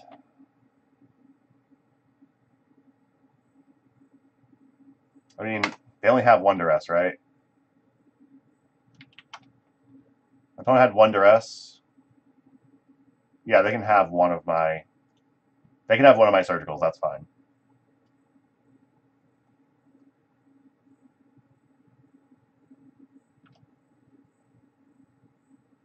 Oh, they had enough Storm? Oh, crap. I think they have enough Storm anyways, so they can actually just get me. I didn't think of that. Shit. Yeah, I think we're still just dead. You're right. They can Infernal Tutor for Tendrils here at this point.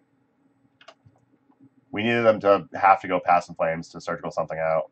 In response to that, I should have possibly Surgicaled out the Duresses, so they couldn't draw into that. Yeah. There's the Infernal Tutor. They just go get Tendrils and kill us. Yeah, whatever. That was a tough one. Didn't draw enough relevant things there. It's possible doing a mulligan on that hand might have been correct, but I think with all the discard, the hand was good. My opponent had like get probe or discard every game to take away him, so that kind of sucked. And It's okay.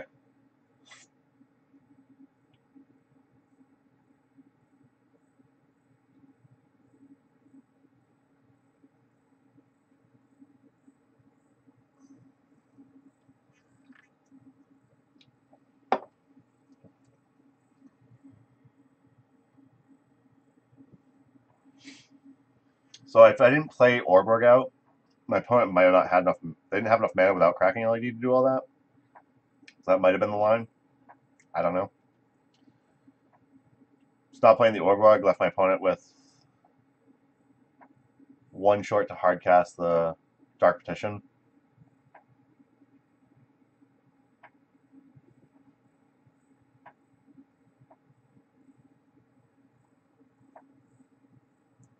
So I think playing the Orborg there is actually what killed us.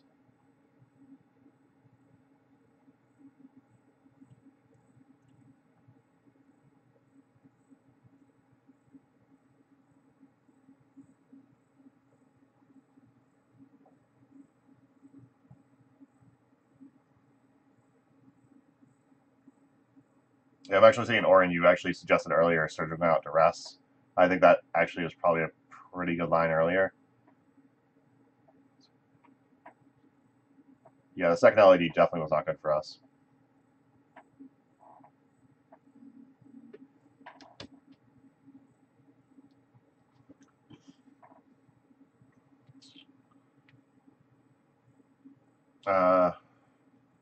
Geoffnish88, thank you for following me on Twitch. I appreciate it. I get that little follower thing where you know, like the little animation that pops up and whatnot. I really gotta take the time to like set up the stream a lot better.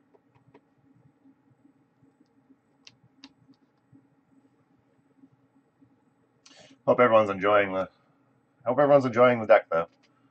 Deck can be fun. Like I said at the beginning of the stream too, I definitely skewed my deck more towards fair matchups than unfair matchups, so I wasn't really particularly excited about the Storm matchup once I realized it was in it. Sand seems bad.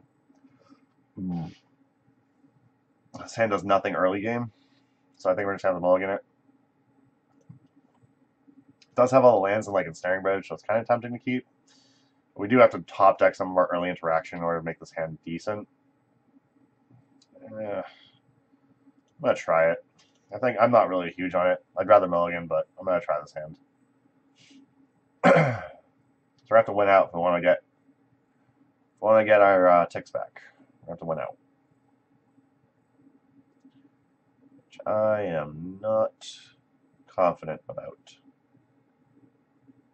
Just hoping we don't see any more combo. Well, yeah, Sen does beat Charm 1 Show and Tell, I guess. There's that behind it. Thanks. Thanks.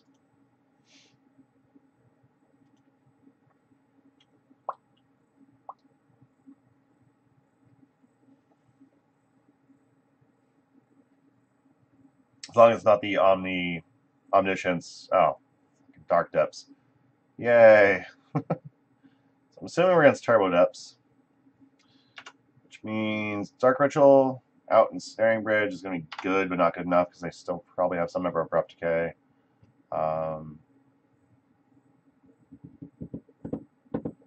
Crucible's not bad to help us out as far as that goes.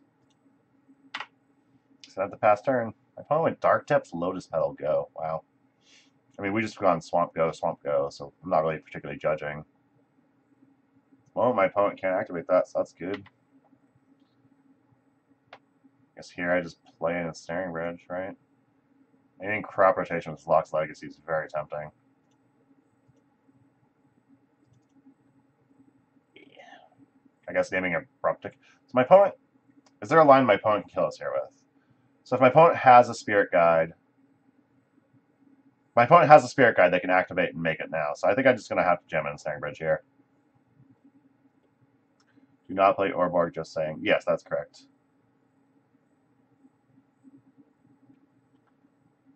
Alright.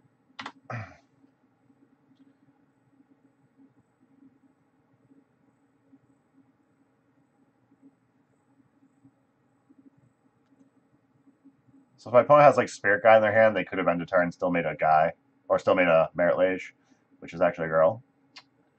My opponent had Spirit Guide, they could still end a turn, make a Merit Lage, and then punch us, so I couldn't just Lost Legacy there. I had to cast it in the Snare Bridge to ensure that we didn't just die.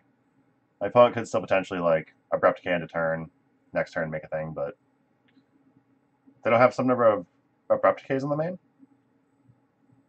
I would assume they'd have at least some number of them.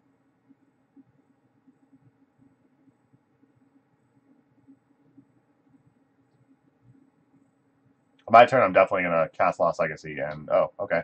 Yep, opponent didn't have Abrupt Decays. Apparently they just didn't want to do that anymore. Yay!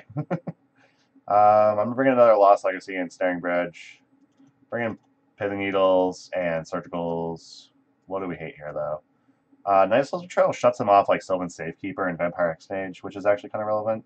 Curse Scroll is a win condition, doesn't really do anything. Tabernacle doesn't really do anything. Stocklist is 4 decay on the side. Okay, I'm not really that familiar, so. 2 Mirage Mirror are great against Merit Lage. Turns out Mirage Mirror does a very good job of copying. Obnixilus seems horrible. Lana Vest, like, really slow. Could potentially just, like, go get us, like, our win stuff, but I don't think it's going to be relevant. Instant Blood is a way to answer a Sorcery Speed Merit Lage. Again, Smallpox, another Sorcery Speed way to do that. Last Hope is probably really bad. Yeah, Tabernacle's great against Merit Lage. You're so right. We're just going to not do that. I like the Night Soul's Trail just because it can shut down, like, it can keep, like, Hex Mages off the board. It can keep, like, Sylvan Safekeepers off the board. Sylvan Safekeeper obviously isn't relevant because we're not targeting Merit Lage at all, but keeping Vampire Hexmage from getting the ability to actually make a Merit Lage is actually relevant, I think. So I'm going to try it. I think compared to what we had in the main, compared to what we're at now, I think it's worth it. Inquisition for some early interaction, like take like a crop rotation, something like that, and have double Wasteland. I'm going to keep this. See what my opponent does on their turn.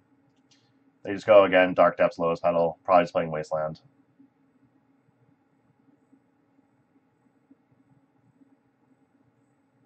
Or and you just need to make a second account, and you use that second account to, you know, simulate the Twitch chat experience. Another Spirit's great, yeah. There's another Spirit. White mana, green mana, Sylvan Library. Sylvan Library is a good card. That might be a little problematic.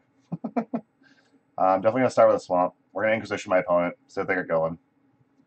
With the Sylvan Library, I'm not just gonna go ahead and Wasteland the Bayou right off the bat. I am gonna take this Vampire Hexmage though. I don't think we care about Thoughtseize. We do care about Vampire Hexmage. We're gonna go ahead and take that. We'll keep my opponent's hand up so we can see what they got. So we know they have Dark Depths, Thoughtseize, Elvish Spirit Guide. We have Inquisition, Never Spirit. Our hand doesn't really particularly matter if they Thoughtseize us. Orin, you're the size of like a child in a trench coat. How are you 3 children in a trench coat? My opponent has Thoughtseize up, so I'm fine with that. We have double Wasteland in hand, we should be good. I do have to get matching art Wastelands though. That's kind of a problem. Orin, you're really like 3 babies in a trench coat rather than 3 children. My opponent recognized that we don't have any type of clock, so they paid 4 life to draw an extra card.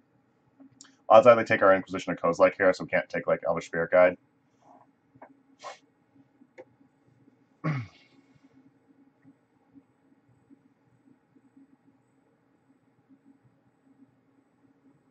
Yeah, they took our Inquisition. Okay.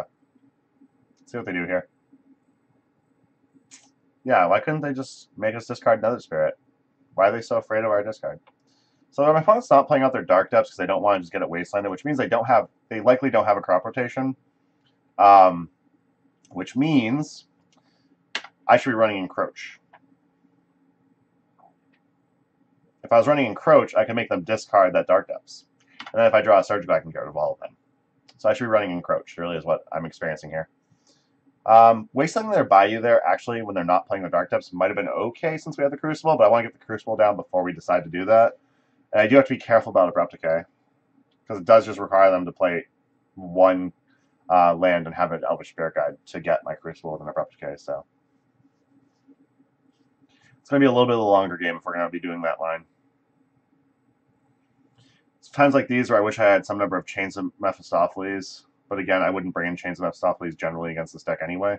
My opponent paid 8 life there. My opponent played out their Dark Depths. Interesting.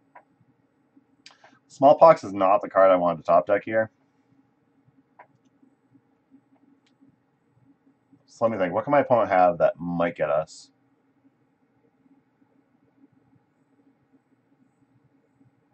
Huh.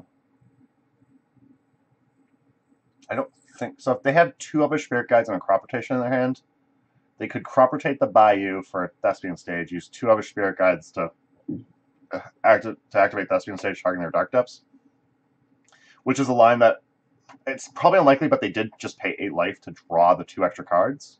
So I think that it's a line they could potentially have. I'm going to play around it, just play my 2 Wastelands out, and then pass.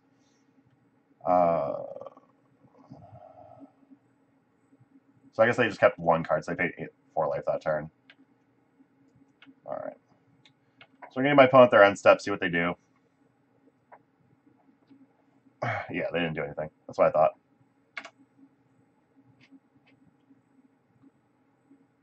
So I need to get to 3 lands with a Crucible.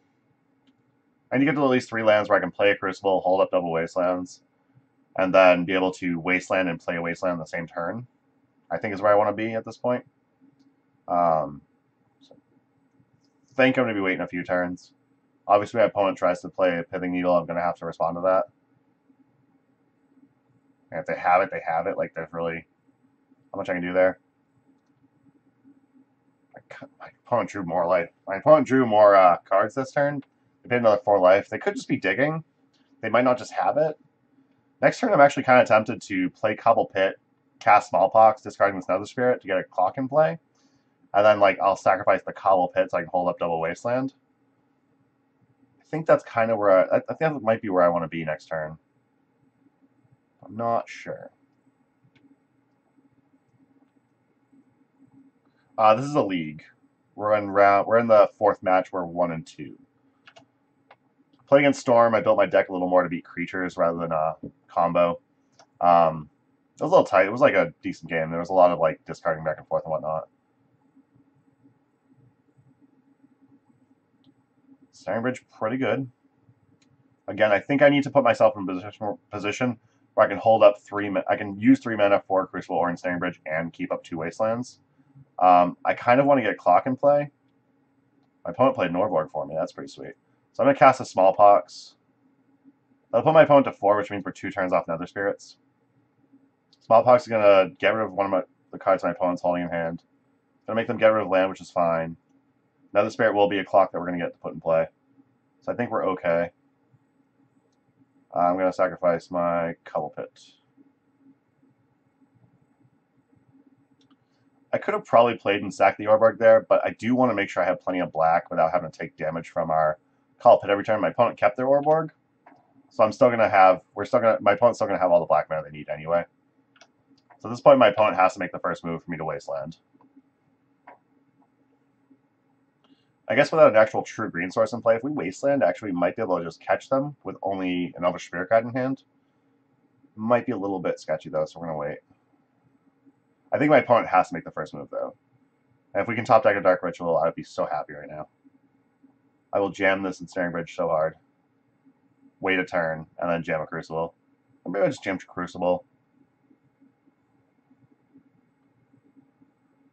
Okay. We will get our Nether Spirit on our upkeep as well. So we can't swing this turn, but we'll have at least a turn. We will be able to swing in a couple turns. So we're basically, our opponent's down to 3 turns. Okay. Yes, I want you to return to play Nether Spirit. Duh. Why wouldn't I? Very curious what my opponent has in hand.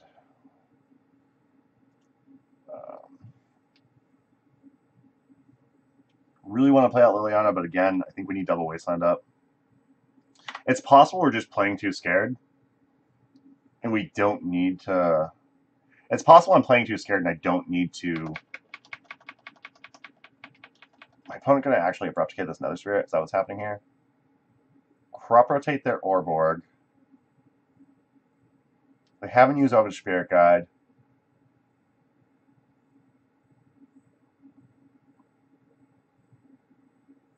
Yeah, I think I need to make them use mana.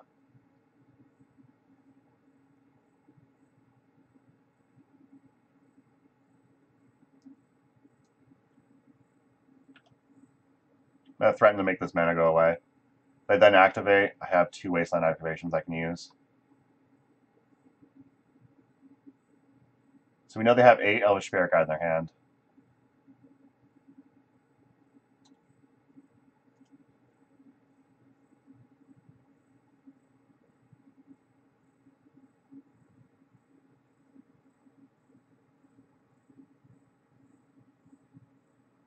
Oh yeah, I can Wasteland the... Oh yeah, that's right. I can actually just Wasteland the stage in response to the trigger. That's a good point. I actually forget. I always forget about that. I always think I have to waste. I'm always thinking like waste it in response to not even let it get that far. But you're actually right. If I can top deck a surgical, I'm gonna wasteland their Dark Depths. If they try to crop rotate in response, maybe I don't just wasteland Dark Depths like that. I think I do have to wait. I don't think I can. I don't think I can be the first one to fire. I think I have to let them fire off first. Ugh. Really? Alright, so my opponent has Spirit Guide in hand, so they can make the 2 mana to use Thespian Stage. I'll wasteland this now. So we don't know about this anymore. They have 3 cards in hand. We don't know.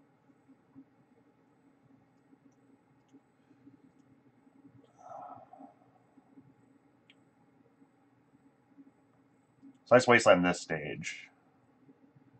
Stifle is bad. Yeah, Stifle is very bad.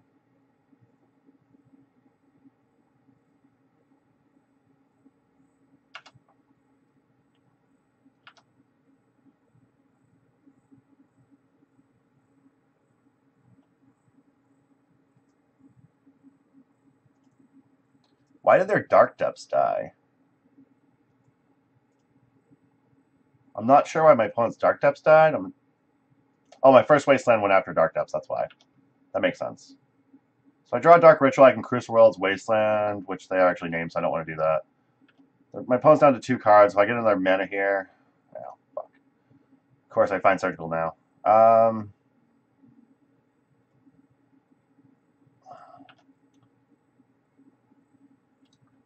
I forgot that we wastelanded my opponent's first Dark Depths because they put the needle out, so that makes sense, actually. I think I'm going to want to Surgical out my opponent's Thespian Stages, though.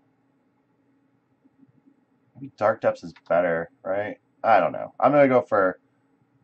I think Thespian Stage is more relevant because they have more ways to get it. So I'm going to go for Thespian Stage and let them keep their Hex Mages. And I have my Nether Spirit. My opponent's hand is Abrupt Decay, Elvish Spirit Guide. 1, 2, 3. My opponent has 3 more Vampire Hex Mages, which is worth it to note. Okay, my opponent's hand is Elvish Spirit Guide, Abrupt Decay. So they could have... Next turn they can Abrupt Decay my Nether Spirit to buy themselves at least a turn.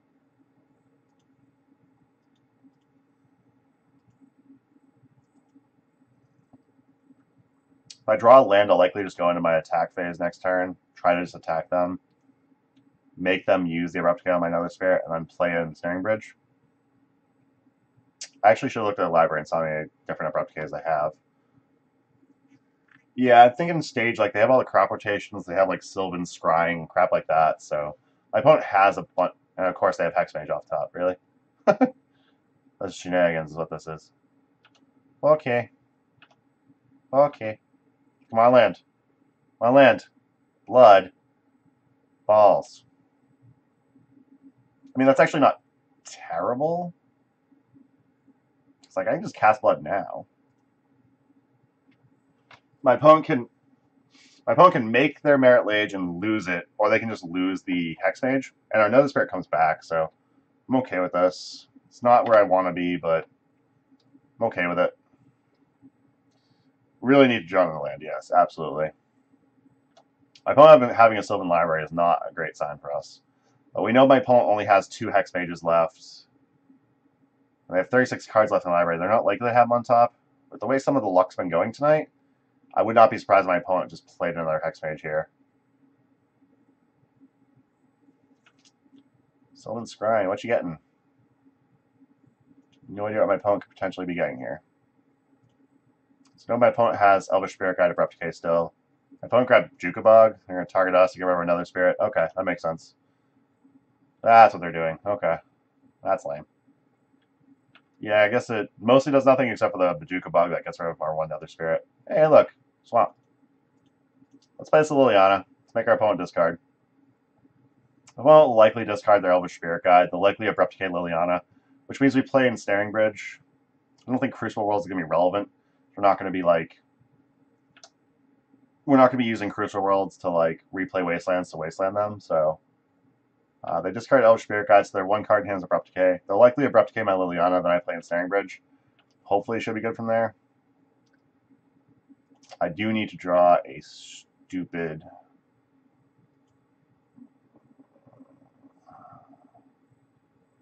I do need to draw eventually. I'd like to draw another Surgical to get rid of the rest of their Hex Mages. I do need to draw some way to win this game, though. Curse Scroll would be great, because I have this in Snaring Bridge. Did you got Fran? Yeah, that's Abrupt Decay. Cool. Yeah, you have the Abrupt Decay. I already knew about that. I don't know what else you have in hand, because you already played this bog out. Yay, Wasteland. Sweet. I guess I should have held that in hand. I guess it doesn't really matter. Like, I could have held that in hand in case we draw, like, a surgical... could have held that in hand in case we drew, like, a Curse Scroll. But I still would need one more card in hand anyway. So I'm still going to be, like, play Curse Scroll, activate at the same turn, hopefully. So I'm going to need 2 more draw steps to get there. I need them soon, because my opponent has a Sylvan Library, we do not. So my opponent has ways to dig for their Vampire Hex Mages. They have ways to dig for their Abrupt Decays to kill my Ensnaring Bridge. And we can't use our Wasteland, so...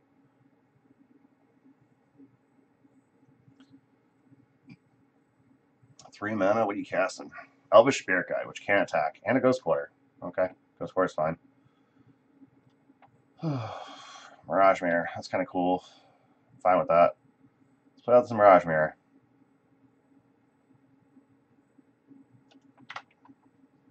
Mirage Mirror can give us some additional protection against Vampire Hex Mage.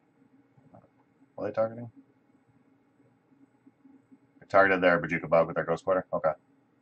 They're getting a Forest? Cool. That's fine. They're getting the Shuffle, basically, for their Sylvan Library. So now with this Mirage Mirror, we actually have the ability to copy a Merit Lage and not just die to it. We also have the ability to copy their Dark Depths. So if they answer our Snaring Bridge before they make their Merit Lage, they're just dead to ours.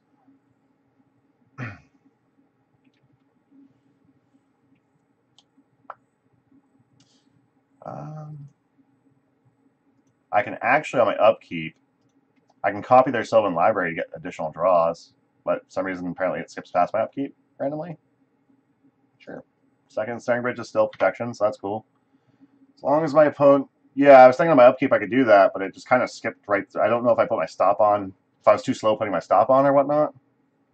So my opponent had an Abrupt Decay for one of our Ensnaring Bridges. We have the second one still, so we're good. Next turn, I'm definitely going to be copying Library and trying to fix my draws a bit.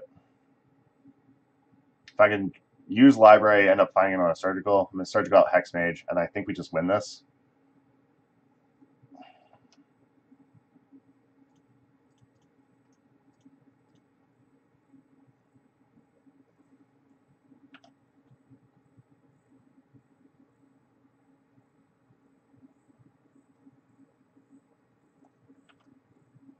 Swamp on top, not great. Yes, we'll use the ability. Pithing Needle can name Hex Mage. I just take 8 here. I think I'm just going to take 8 here. I don't particularly want to be drawing past all these. I'm just going to take 8 here. Fine.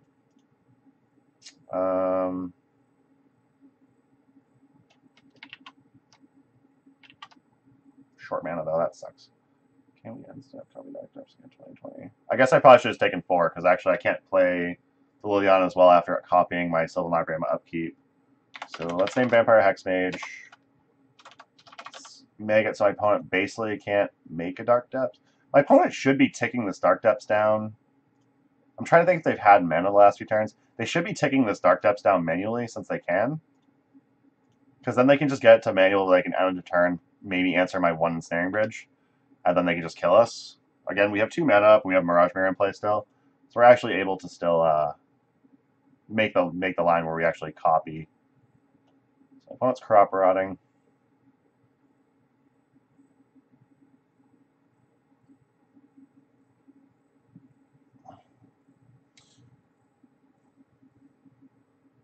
So it's until, yeah, we could do that. I don't know if we really gain much from that. I think I'd rather them make a Merit Lage, and then us just copying it with our Barrage Mirror as we need to. I think I'd rather do that, but it could be worth it just to make the Merit Lage. Yeah, they had a crap rotation. We're going to keep this upkeep stop so we can keep using their Sylvan Library to draw additional cards. Okay. So I don't want to lose this Barrage Mirror at the moment until we've drawn something more relevant at this point.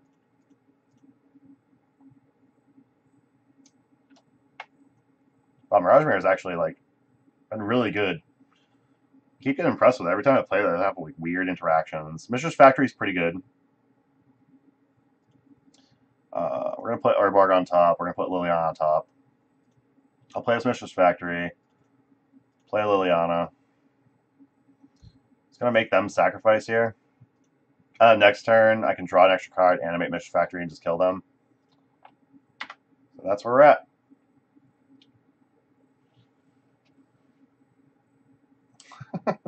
If I had more mana, actually copying Spirit Guide, killing it with Liliana, and then beating them would have been better. But I have Mistress Factory now, and with the Sylvan Library, I can just draw an extra card and call it a day. My opponent's now down to 1 life. They can't use fetch lands. They can't draw additional cards with Sylvan Library anymore. We are in very good shape. I don't think my opponent wins from here. Opponent has 1 card in hand, so we have to be a little careful with what they're doing. Okay, we got that. Cool. All right, we're 2-2. Going into the last match of the league. 2-2, Mirage Mirror. Great card. I'm still always more and more impressed with Mirage Mirror every time I run it. The things you can do with the card are just super sweet.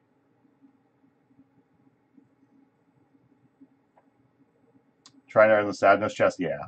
Yeah. Trying to go 3-2. You get your play points back, plus you get a Sadness chest, so.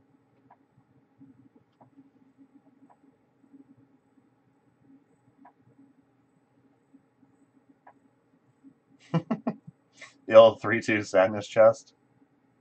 It's like, well, I went 3-2. I didn't have a losing record. Can I have a chest, please? All right, let's hope that this is not another Storm deck. Another Storm deck, we're going to be a very sad panda. If it's Belcher and we have the ability to like really quickly get out like a Tabernacle, I'm fine with that. Oh no, did that fail? Oh yeah, there we go. Opponent. Oh, I've played against this person a lot. What does this person usually play? My opponent rolled a 2, I rolled a 1. So very low rolls, and we lost.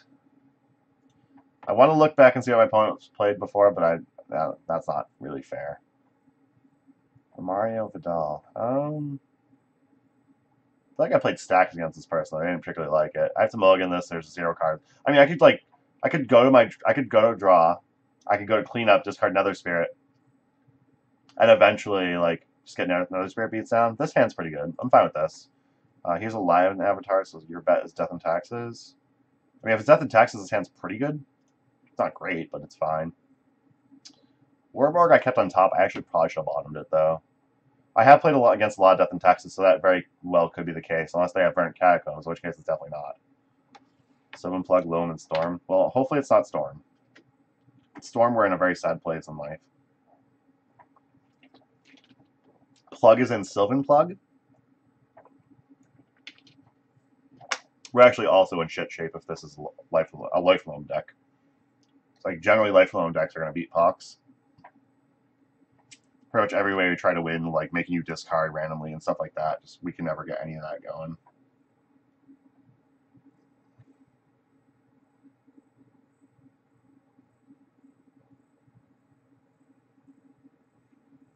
Opponent is searching for a land.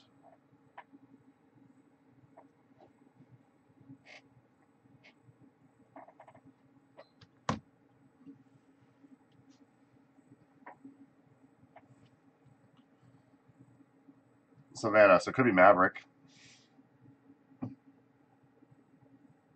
Could still be Sylvan Plug. Oh, Smallpox is so good on boards like this. Wish I had Smallpox here. He's so good. Why did I top that stupid... What the hell is this? Yeah, I don't want my opponent to have, like, a Knight and a Dried Arbor when we have an Instant Blood down, so I'm going to go ahead and just Instant Blood that away. I'm going to call that a day. What my opponent does here, 2 green. Could be Scoos. Chalice for 1, so yeah, it's aggro loam. We're just going to hymn them, so that's fine. It's unfortunate that we're not going to be able to put Curse Scroll in play, so we have 0 answers to that Chalice for 1. What do we get with our Hymn to Torok? Abrupt Decay and another Chalice, that's pretty good. Opponent still has 2 cards in hand, don't know what they could be. Liliana would be okay right here. Swamp does not do it.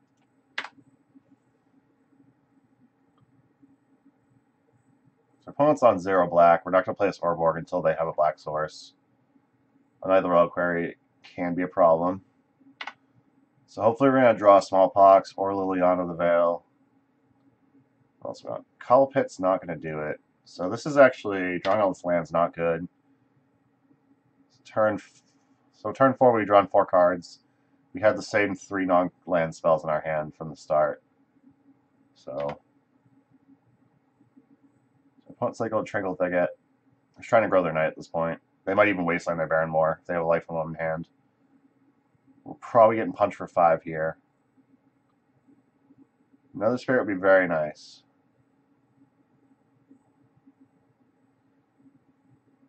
So I need a Liliana the Veil pretty bad here. Mistress Factory, they have Wasteland, that's not going to be good enough. So we're just drawing shit. Even actually, I mean, like, what would work here? Like, I wouldn't mind seeing a Mirage Mirror, but it doesn't really... A 2/2 Knight versus their 5/5 Knight doesn't really do anything. Or their 6/6 Knight once they wasteland my factory. Does not do anything, so our Mistress Factory's down. Stop drawing land, please. Stop drawing land, please. Okay. So green, filter out, get a fetch land, fetch. Bayou. Yeah, what are you doing? They're on Liliana the Veil. Okay. It's pretty good. I mean, we have all these cards to discard. I'll just discard this Orborg. We don't need all the black. We have all these basics, so we're good. Guess I could have discarded Curse Scroll because it didn't matter. There's our own Liliana Veil, finally. Unfortunately, theirs is going up, ours is going down. So, need to draw like a Mistress Factory like right now. So I can draw a Mistress Factory like right now. I can actually keep their Liliana on check as long as they don't top deck a Wasteland. Not feeling great about this though. Brought to counter Liliana. That's bad for us. They're gonna make us discard.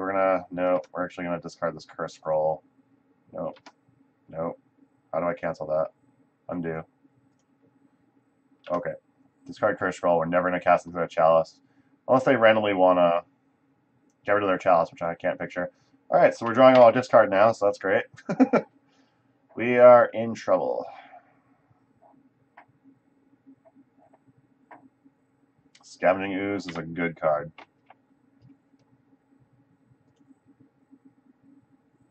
Do we have Threshold? 1, 2, no, we only have 6 cards. My opponent's probably going to eat one of our cards currently. So I can't picture they're going to make us discard, go up to 7 cards in our graveyard in order to allow us to do this.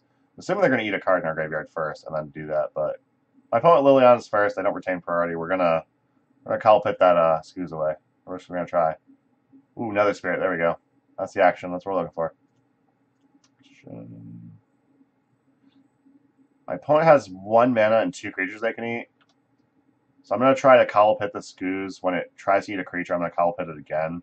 This isn't pretty, but kind of have to do it.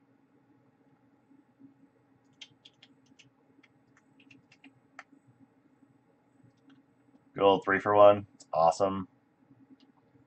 They didn't take up their Liliana, which is weird. Assuming they just didn't want us to discard our... We're going to get another Spirit back next turn, which isn't really relevant. Since their Liliana can just minus anyway. Ugh. Not bueno. Yes. Return. Innocent Blood is shit. We're going to pass. My opponent might make me sacrifice, but I highly doubt it. Innocent Blood was not a good top deck. My opponent makes us both discard. Our Another Spirit can then keep their Liliana in check. We put our opponent in quite a, kind of an awkward situation. Like, they can't just ult Liliana there because it's the only thing they have and we have Another Spirit.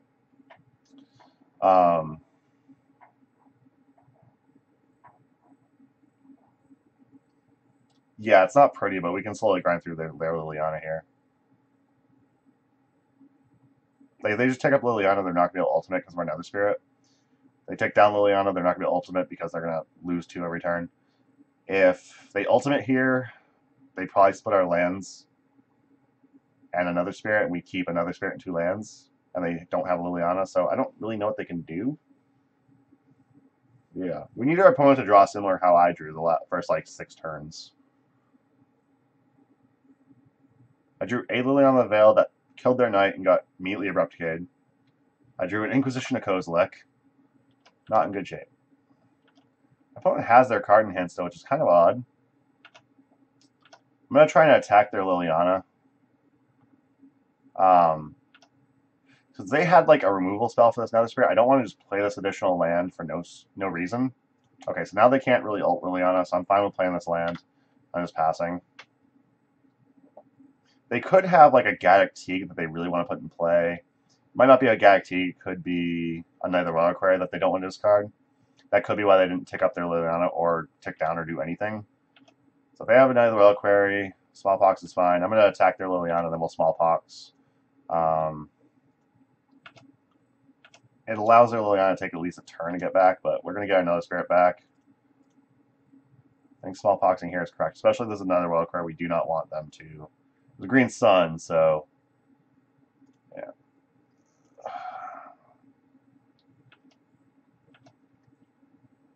Not sure what they're... I'm assuming they were going to try and get a 4th land so they can Green Sun X equals 3 for Knight, but that seems weird.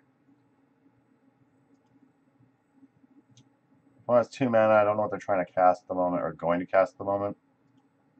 Would love for them to have an Abrupt Decay and cast their... Oh, God. Life Loam. That's not good.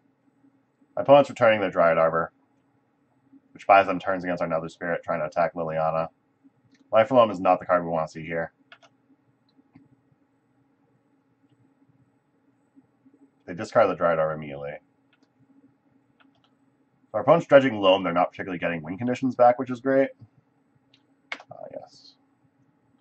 Wasteland isn't bad. Doesn't really do anything, though. But we're going to Wasteland Bayou anyway.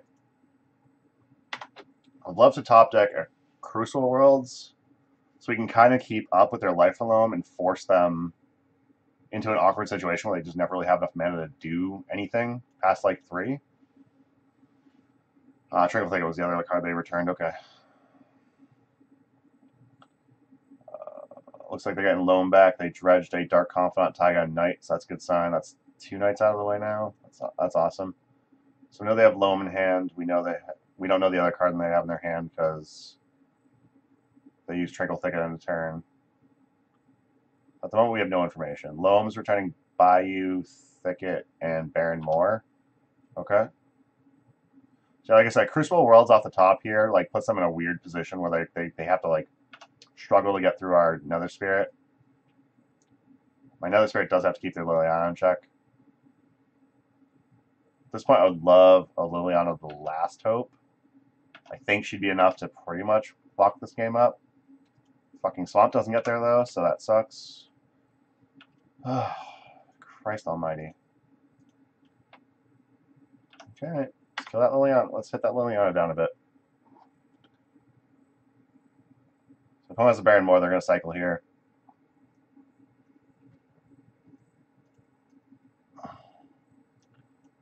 Graveyards are probably most relevant here, so I'm going to go ahead and do this. Opponent dredge past a Ghost Quarter, Mox Diamond, Dark Confidant, looks like. They're cycling a Tranquil Thicket, drawing a card. So using their cycling on their lands to get their draw steps in, and using their draw steps for their loams. My opponent draws into another Reliquary and casts it. We're going to be in trouble if we don't draw some type of like Smallpox or Liliana of the Veil or what else could we probably? I mean, even Ob Nixilis right now would be fine. I mean, I'd be fine minus Ob Nixilis, target your Nether Reliquary, and then start taking them up to draw more cards. I think I'd be actually okay with that. Would my opponent return with that? Baron more, Tranquil Thicket, Savannah. Okay. Yep. It's just card. You're discarding probably the Savannah, maybe the Cowl Pit. Okay, cool. Cowl Pit's kind of a sweet card. Cowl Pit could keep my Nether Spirit at bay. Oh, okay, Liliana Last Hope. Here we go. That's good. Okay. We're not going to target anything. If this Liliana Last Hope survives and we can ultimate, we should have this game. Our opponent, I don't think, can beat the ultimate on Liliana Last Hope, so we got to hope my opponent does not find their Groves and Punishing Fires.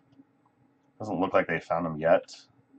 With Loam going, they should be able to find them, but just got to hope for the best, I guess.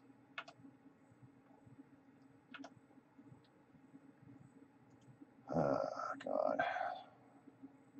Losing control of this game very quickly. We are going to be 2 turns off from killing the Liliana Veil. Might be worth it to actually start getting some damage in at them. So my opponent didn't bother with dredging and whatnot. They had like the draw step, they had like a Tranquil Thicket and whatnot. So they're trying to take a few draw steps, probably trying to find Nether Reliquary. I guess even like a Scooz is pretty good here. Nether Reliquary is very good here. So I need to draw Smallpox to answer that. Do not want this knight to get carried away. So I have 2 more Liliana Veil, Ob Nixilis, and 3 more Smallpox that can answer this knight. So they found a Grove, so they're likely still looking for a Punishing Fire. Fucking Mirage Mirror, come on, man. Okay, well, whatever. Guess Mirage Mirror can copy their Nether Reliquary, which is whatever. Just gonna target this Nether Reliquary here.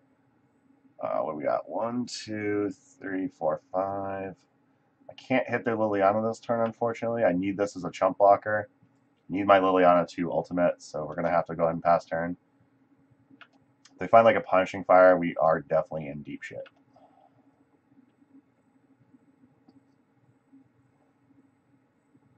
Opponent dredge. Doesn't look like they found Punishing Fire yet.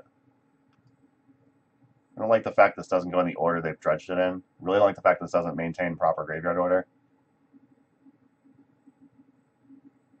Returning Cobble Pit, Baron Moor, Tranquil Thicket. So I'm likely going to Cobble Pit away my Nether Spirit.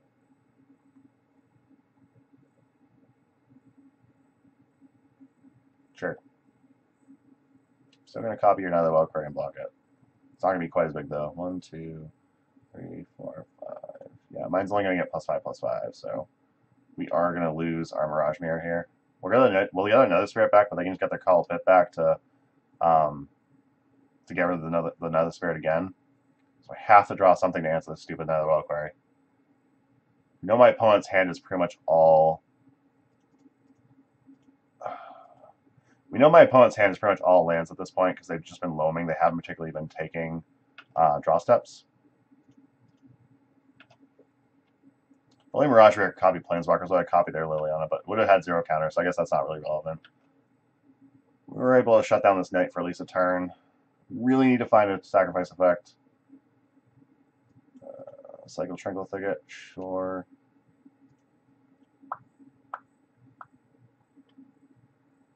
Cast Mox Diamond, sure. Discarding a Grove again. Black, Cycle Baron Moor, okay. Opponent's getting a lot of dig. Down 19 cards. This might actually come down to milling. It's really awkward. Come on, deck. Sacrifice effect. Yes, we're going to return this Nether Spirit, please. Come on, deck. Sacrifice effect. Curse Scroll, come on, you freaking kidding me? I think we're going to lose this one. We need to answer this tonight. We can't draw shit, so I think we're going to lose this one. Just need 2 more turns with this Liliana in play to actually get it. Still no Punishing Fires, and I think they hit another Abrupt Decay, which is nice. We're going to lose our Liliana here, though. We're getting back Cobblepit, yeah. They've just had so much time to just draw through their loam through their deck and whatnot. Yeah. We're going to lose this. Hopefully we draw a sack effect so we can just out of spite, make them sack their Nether Reliquary. Really sucks we're going to lose our Liliana last hope. Oh, they just kill us. I forgot. We're at low life total. They don't even need to do that. That's right. The Abyss comes in for sure. Lost Legacy I'm going to bring in because I want to get rid of Punishing Fires from them. Surgicals don't really make sense because they're going to play like Chalice for 1 against us. Toxic Deluge is fine. Hero's Downfall is fine. Yeah, I'm not huge on Snaring Bridge. It's probably going to be okay, so I'll bring it in. I'm definitely going to want to limit some of my 1-drops. Like Curse Scroll doesn't hit most of their relevant creatures. Innocent Blood's generally going to be too slow if they get like a quick Chalice for hand. I guess if they don't get a quick Chalice, we kind of need the Innocent Bloods. But here doesn't really make sense. Crucibles are very good. Nice Soul Trail is probably bad. Even if we get 1 turn to like Liliana Vest to 2 or something out, I think that's going to be fine. Yeah, I think Innocent Blood's going to be the card that comes out. On the play, I like having Inquisitions because we can get like that turn 1 Chalice or whatever. On the draw, I'm probably going to remove those for the Innocent, for like maybe Innocent Blood. I'm not sure. I might just run it back like this too. On the play, I might even just cut dark. On the play, I'm going to keep Dark Rituals. On the draw, I might cut Dark Rituals for something else. Not really sure. I'm not too familiar with this matchup, especially with this version of the deck. This is one of those matchups where like having something. Okay, turn 1 Liliana is pretty good. I'm going to keep this.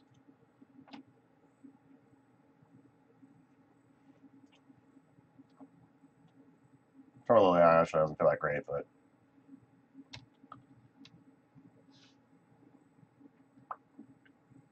Hope my opponent can't just turn 1 a Abrupt Decay.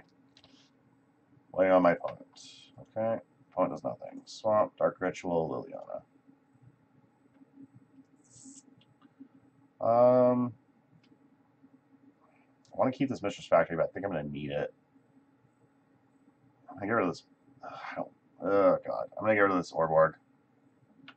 I'm not really excited about it, but I think it's fine. At the moment, I don't need double black for anything. Hopefully it's okay. Yeah, taking way too many turns that last game, not drawing any sacrifice effects was just really miserable. Just had to answer that 1 stupid Nether Reliquary. My opponent's playing Taiga. They discarded a Chalice. They clearly can't turn into a Chalice. I'm going to go ahead and Wasteland them here. I'm going to take up Liliana, probably discarding Smallpox.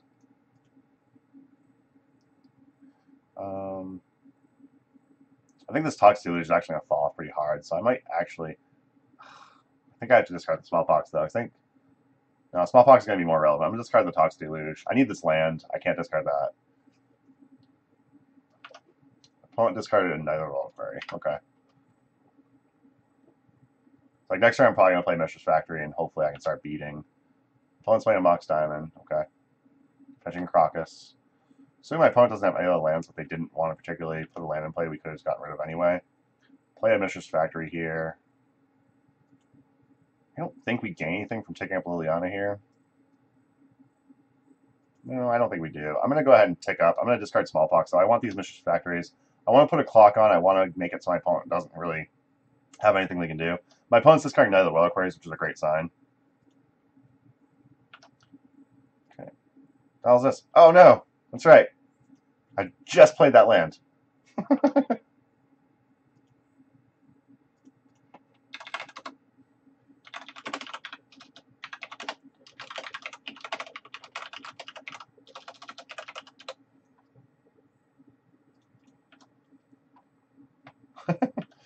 I was really excited to like deal some damage there. Apparently, I'm playing Southern Mistress Factory. I'll animate the one that is not sending sick. Oh, I should probably discard. I should probably tick up discarding. Oh, good. We got a Abrupt Decay for my opponent. I don't know what my opponent's last card in hand is that they would discard an Abrupt Decay. I have to assume it's going to be another Abrupt Decay that's going to answer our Liliana, which will probably just make me sad. But their card's an Abrupt Decay. Answer our Liliana. I mean, I don't like it, but hopefully it's not Abrupt Decay. Yeah, it's Abrupt Decay. Okay, yeah. You have Xaxes. You have Xaxes, right? Inquisition. We're going to go ahead and Inquisition, see what my opponent's got going. We're going to take out the Liliana. We can't have one, they can't have one. And we're just going to keep the beats going.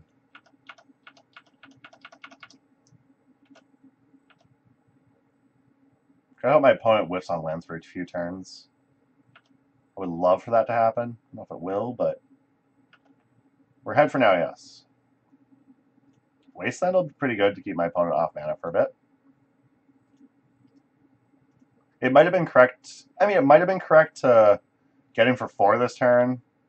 But I think giving them a turn to hit a 3rd mana and possibly have like another thing they can do, I don't like that idea. So I think firing off the Wasteland, hitting Tranquil Thicket was fine there. Now they have their own Wasteland. Oh, that's lame.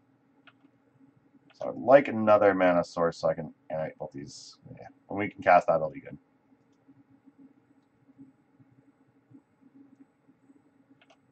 My opponent's going to wait until I go to attackers, most likely, to Wasteland. Obviously, my opponent doesn't want to just Wasteland for no reason. I'm just going to pump it anyways. Like, if they want to Wasteland, they're going to Wasteland it, so... It also means it's less mana for them to have access to, which I'm fine with. I think holding off the Wasteland on their side was good, though. I think that makes... Oh, fucking second Wasteland. You've got to be kidding me right now. Come on, really? That was some nice runners there. So my opponent's Mox Diamond's looking at my swamp. I'm not casting Smallpox here, there's no reason to. My opponent would play land next turn and then play a creature, probably cast a Smallpox, but at the moment I need to build up my mana. Hopefully get a Liliana online or something. But this is just... Runner Wasteland, that's really good. Orborg's not bad. I don't think I can just play in the Staring Bridge here. Can I? No, probably not. My opponent can kill me with Punishing Fire, so probably not. I don't even know if I should have played the friggin' Orborg there. Possibly I should have just held the damn Orborg in play. In hand or whatever. Another friggin' Insane Bridge. Whatever. I will play one.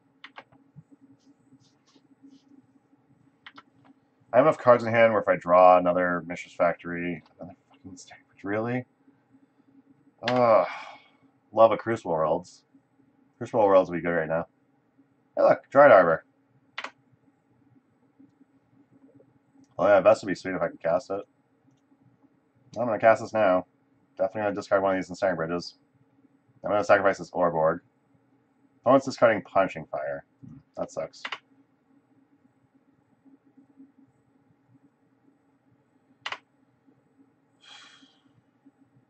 Wasteland's okay, I guess. Did I keep the Crucible Worlds in? I did keep the Crucible Worlds in, so that'd be a great top deck here. Get my Mistress Factories back, start beating again. Alright, Inquisition my opponent, see what they got going on over there. Opponent has a Vindicate in their hand. A Lily of the Last Hope, and a Rex Sage, and a Scavenging Ooze. I think Scavenging Ooze is the card in their hand I don't want them to have the most. Oh, God, that's a pretty good hand, though, if they start drawing mana again. If I can be the first one to draw, like, a Crucible effect, that'd be great. Liliana is a great effect to have. That's awesome. Hopefully my opponent doesn't get the chance to place Vindicate on her before she ultimates. Uh-oh. Well, I guess we can waste on that. Not a big deal. I don't think I want to Smallpox it. Yeah, we're going to go ahead and waste on that. We do not want that to come into play. We do not want to take a chance of just, like, them Windmill slamming a second another land and vindicating our Liliana, since it's the only thing we have going for us right now. Dark Confidant's pretty good. Probably just gonna Smallpox here. Well, I guess I can just kill Dark Confidant with my Liliana, so there's that.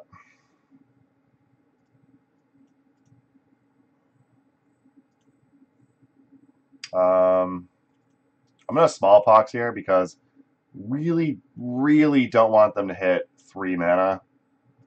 It's like, this feels really bad, but I think I have to do it. My opponent discard their Liliana the Veil. Okay. And I still have 2 cards in hand, so I can start beating down the Mischief Factory. So we'll have like 2 different ways that we can hopefully... So my opponent has Grove now. They can start buying back Punching Fire. I don't know if it's fast enough. Yeah, my opponent can buy back Punching Fire end of this turn. On their turn, they can hit my Liliana. So that kind of sucks. But we'll have the pressure with Mischief Factory as well for the time being. If they want to answer my Liliana, they either top deck a land to cast Vindicate, or they just cast this Punching Fire. Please put my Liliana back in check. I guess that Smallpox might have been a little hasty. I probably should have just himmed my opponent. Ugh. This matchup feels like cancer. That's what this feels like. So Punching Fire is going to be redirected at my Liliana. Opponent can do that every other turn, so they can pretty much completely keep my Liliana under for now. Fucking cunt. Okay.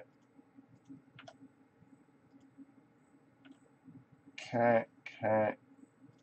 So I need my opponent not to top deck a 3rd land. Next turn, my opponent can do the same thing. They can buy back their Punching Fire. I go up to 7, then they cast their Punching Fire, goes back down to 5. So at the moment, Mischief Factory is the card I need to win this game with. Opponent might be casting Life Loam here, which would be more problematic than that. Cast Life Loam here, they can get back Wasteland. They can make plenty of land drops in the next couple turns, if this is in fact a Life Loam.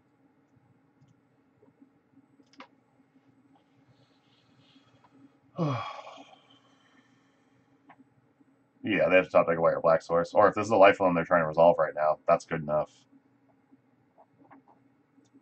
They can get a Wasteland, waste my Mistress Factory. Next turn they can still buy back Punishing Fire and cast it. They could even get a freaking Cobble Pit. Yeah, there it is. I think this game's already over again. This is fucking... this sucked. This was just a bad freaking game. I guess... No, we need to have found a Wasteland here to get rid of Grove, like right there. Get rid of the Vindicate. They have another Punishing Fire in hand. Are you freaking kidding me? Yeah, we are so dead here.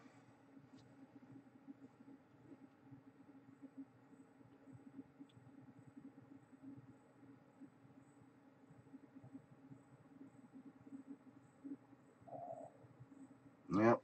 Hit my Liliana.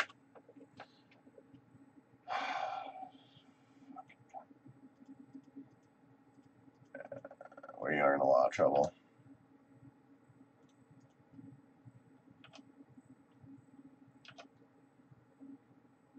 Oh my god.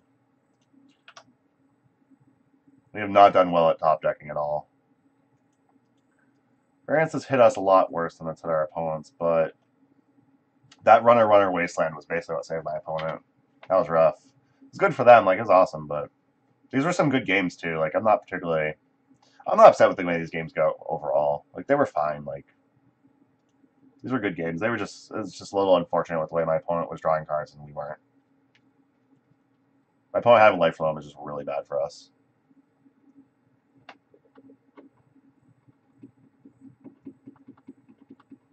Yeah, we've drawn 1, 2, 3, 4, 5, 6, 7, 8, 9. Drawn 10 lands. We have 30 cards left in our deck, so 1 out of 3 in our deck is like 1 out of 1.5 is lands. They could time out. I don't think it's going to happen, but yeah, I mean, that is an out we have. I think we need to go to a game 3 if our opponent's going to time out, honestly. If I can draw another Swamp, I can him them. That maybe hits some of their more relevant cards in hand that could actually beat us. They're going to be casting Loam, so that's unlikely. I think I need to win this game in order to... I think I need to win this game exactly in order to actually... for them to time out. I don't think I can time them out in game 2.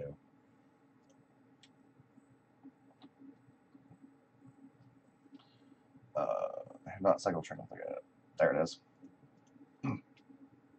I know they have Liliana Last Hope. They have They have 1 Punishing Fire in hand. They have 1 Garrick, 1 Rex Sage. I really can't tell what they discard, and I hate that this doesn't keep. They discard another Liliana Bell, maybe? Oh, they best perfect timing. Great. Hey, look. Liliana Last Hope's going to 7 again, and then getting Punishing Fired.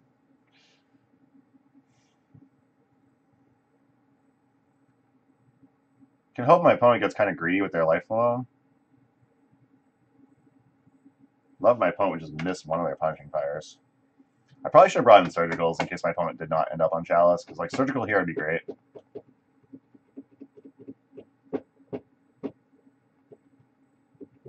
The Chalice roll on. I mean, we're really light on 1-drops at this point, but we'll start drawing the 1-drops we do have, I'm sure, at this point. I'd love to be able to make their Chalice go up a counter, so they can counter all the Punishing Fires. Another Liliana Last Hope, which can't cast, doesn't matter. This is just insulting at this point. Man, this is rough. Might have to go back to Leyline of the Void in the sideboard.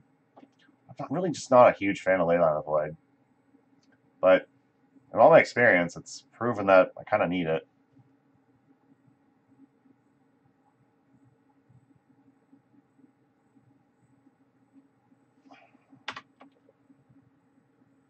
Come on, draw some lands that aren't non-basics, please, deck. Yeah, Nether Reliquary, yeah, okay. They have a Rex Sage in hand, so I do need to hope that they don't get Rex Sage down with that Nether Reliquary. Johnny Vengeant, what the fudgicles? That's interesting. I like that. So they have 3 cards in hand, and I believe these are the 3 cards. So we missed the Rex Sage, which is not good for us. I need to draw another land here. If I draw another land here, I can Hero's Downfall tonight. Chances are they're going to Rex Sage, blow up my Ensnaring Bridge, and then punch my Liliana to death.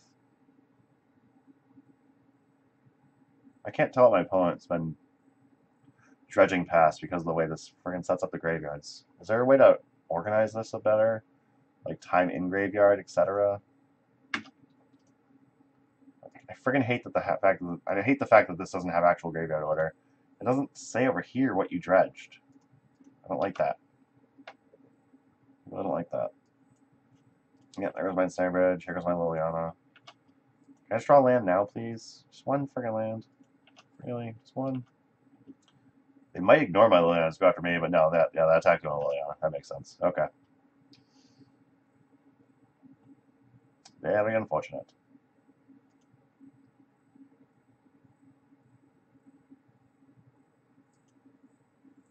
Life from loan to get back some more lands. Yeah, I don't think I'm coming back from this one.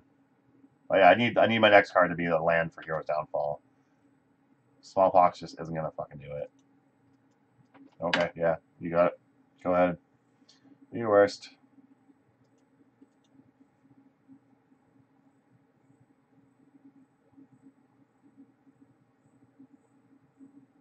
Yep, you get a Liliana Last Hope. Yeah, I've had enough of this. I'm just going to go ahead and concede. There's just no fucking way. So we lost 2-3. It was a rough league. Yeah, it was just... That Runner Wasteland for my opponent was very good, so that was unfortunate.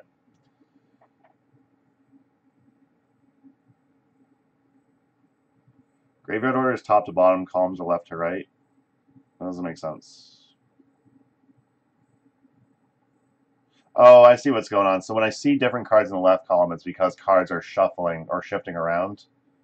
Okay, so that makes sense. So when you get 2 columns, that's when things get a little bit confusing for me. Okay, that makes sense now.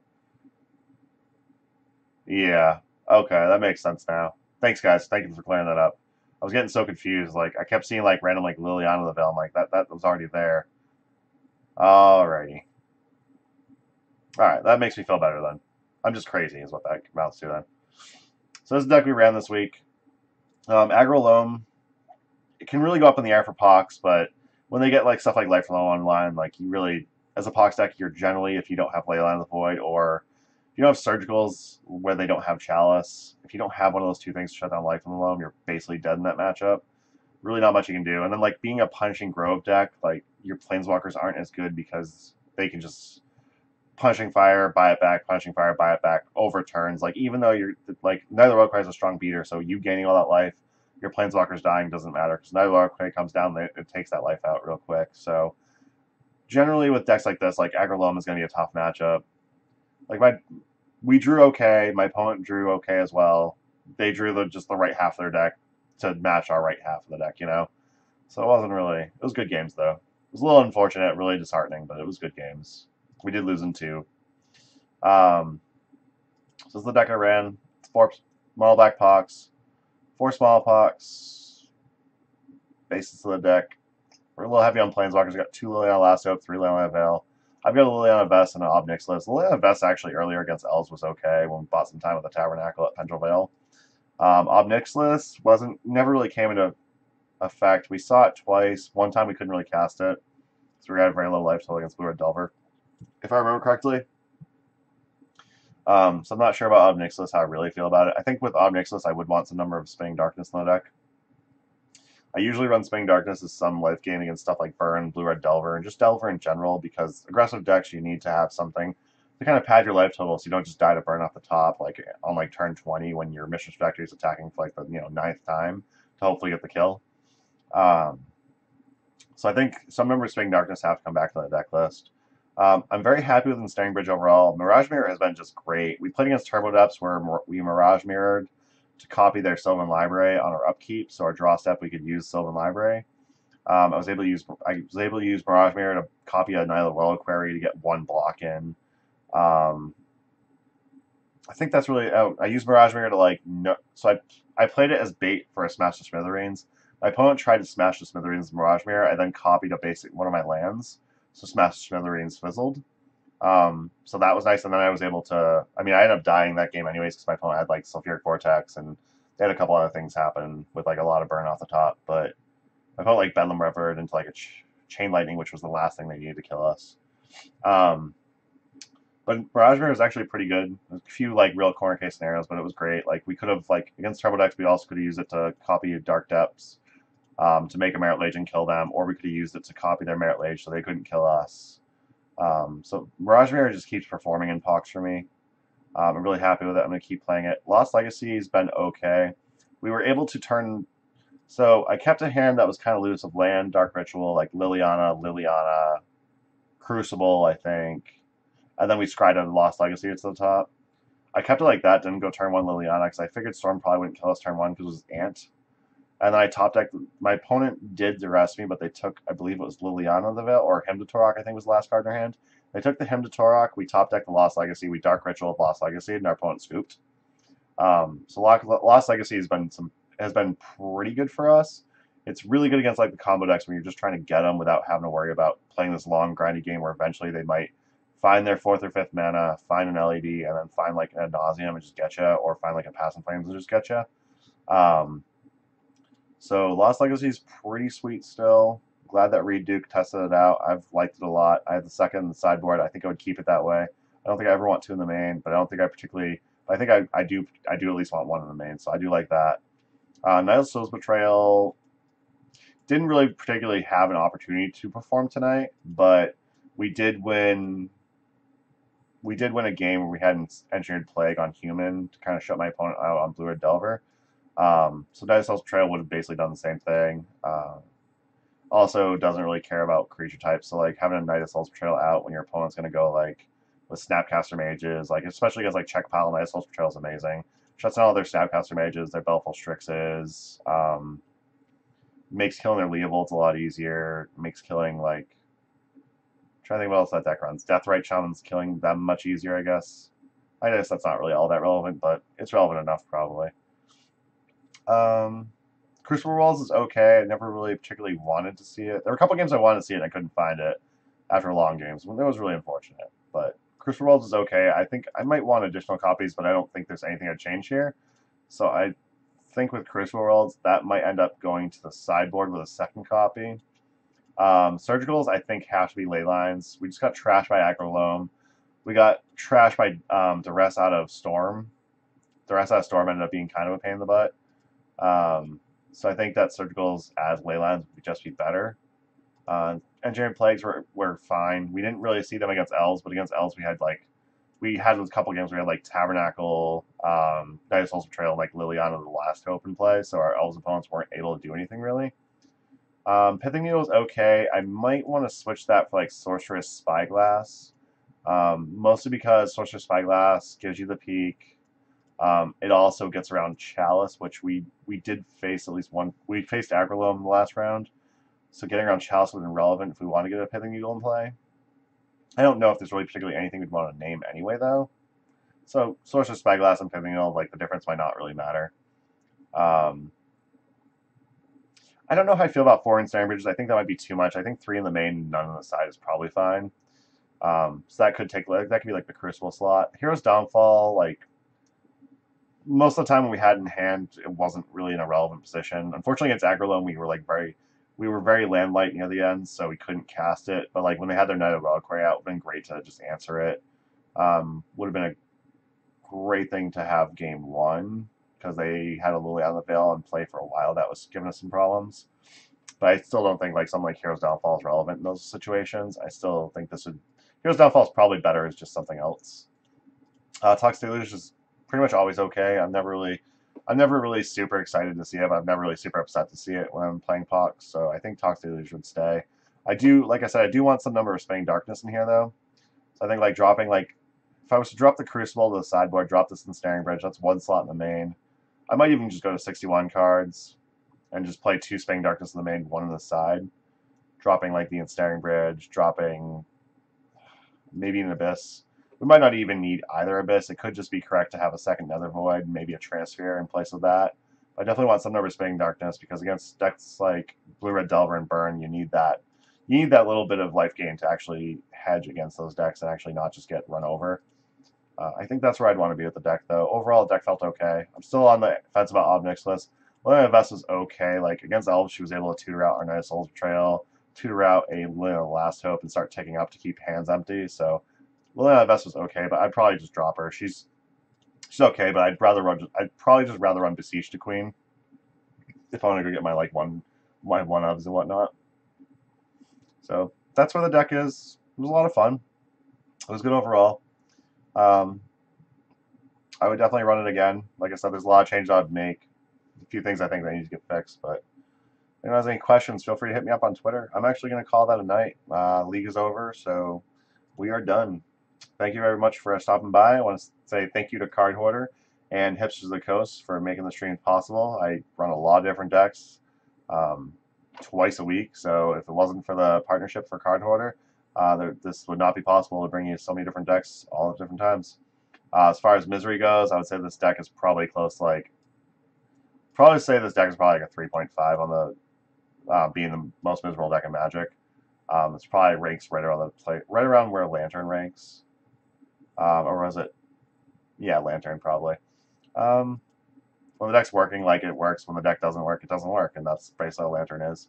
So I'd give this a 3.5 alongside with Lantern, maybe even just a 3, just because the deck can be kind of inconsistent. You don't really have much in the way of, solid mana ramp. Like you just have your Dark Rituals. You don't have much in the way of like card selection with like Codex Shredder and whatnot. So this could just be a 3 if you include the fact of how consistent it is.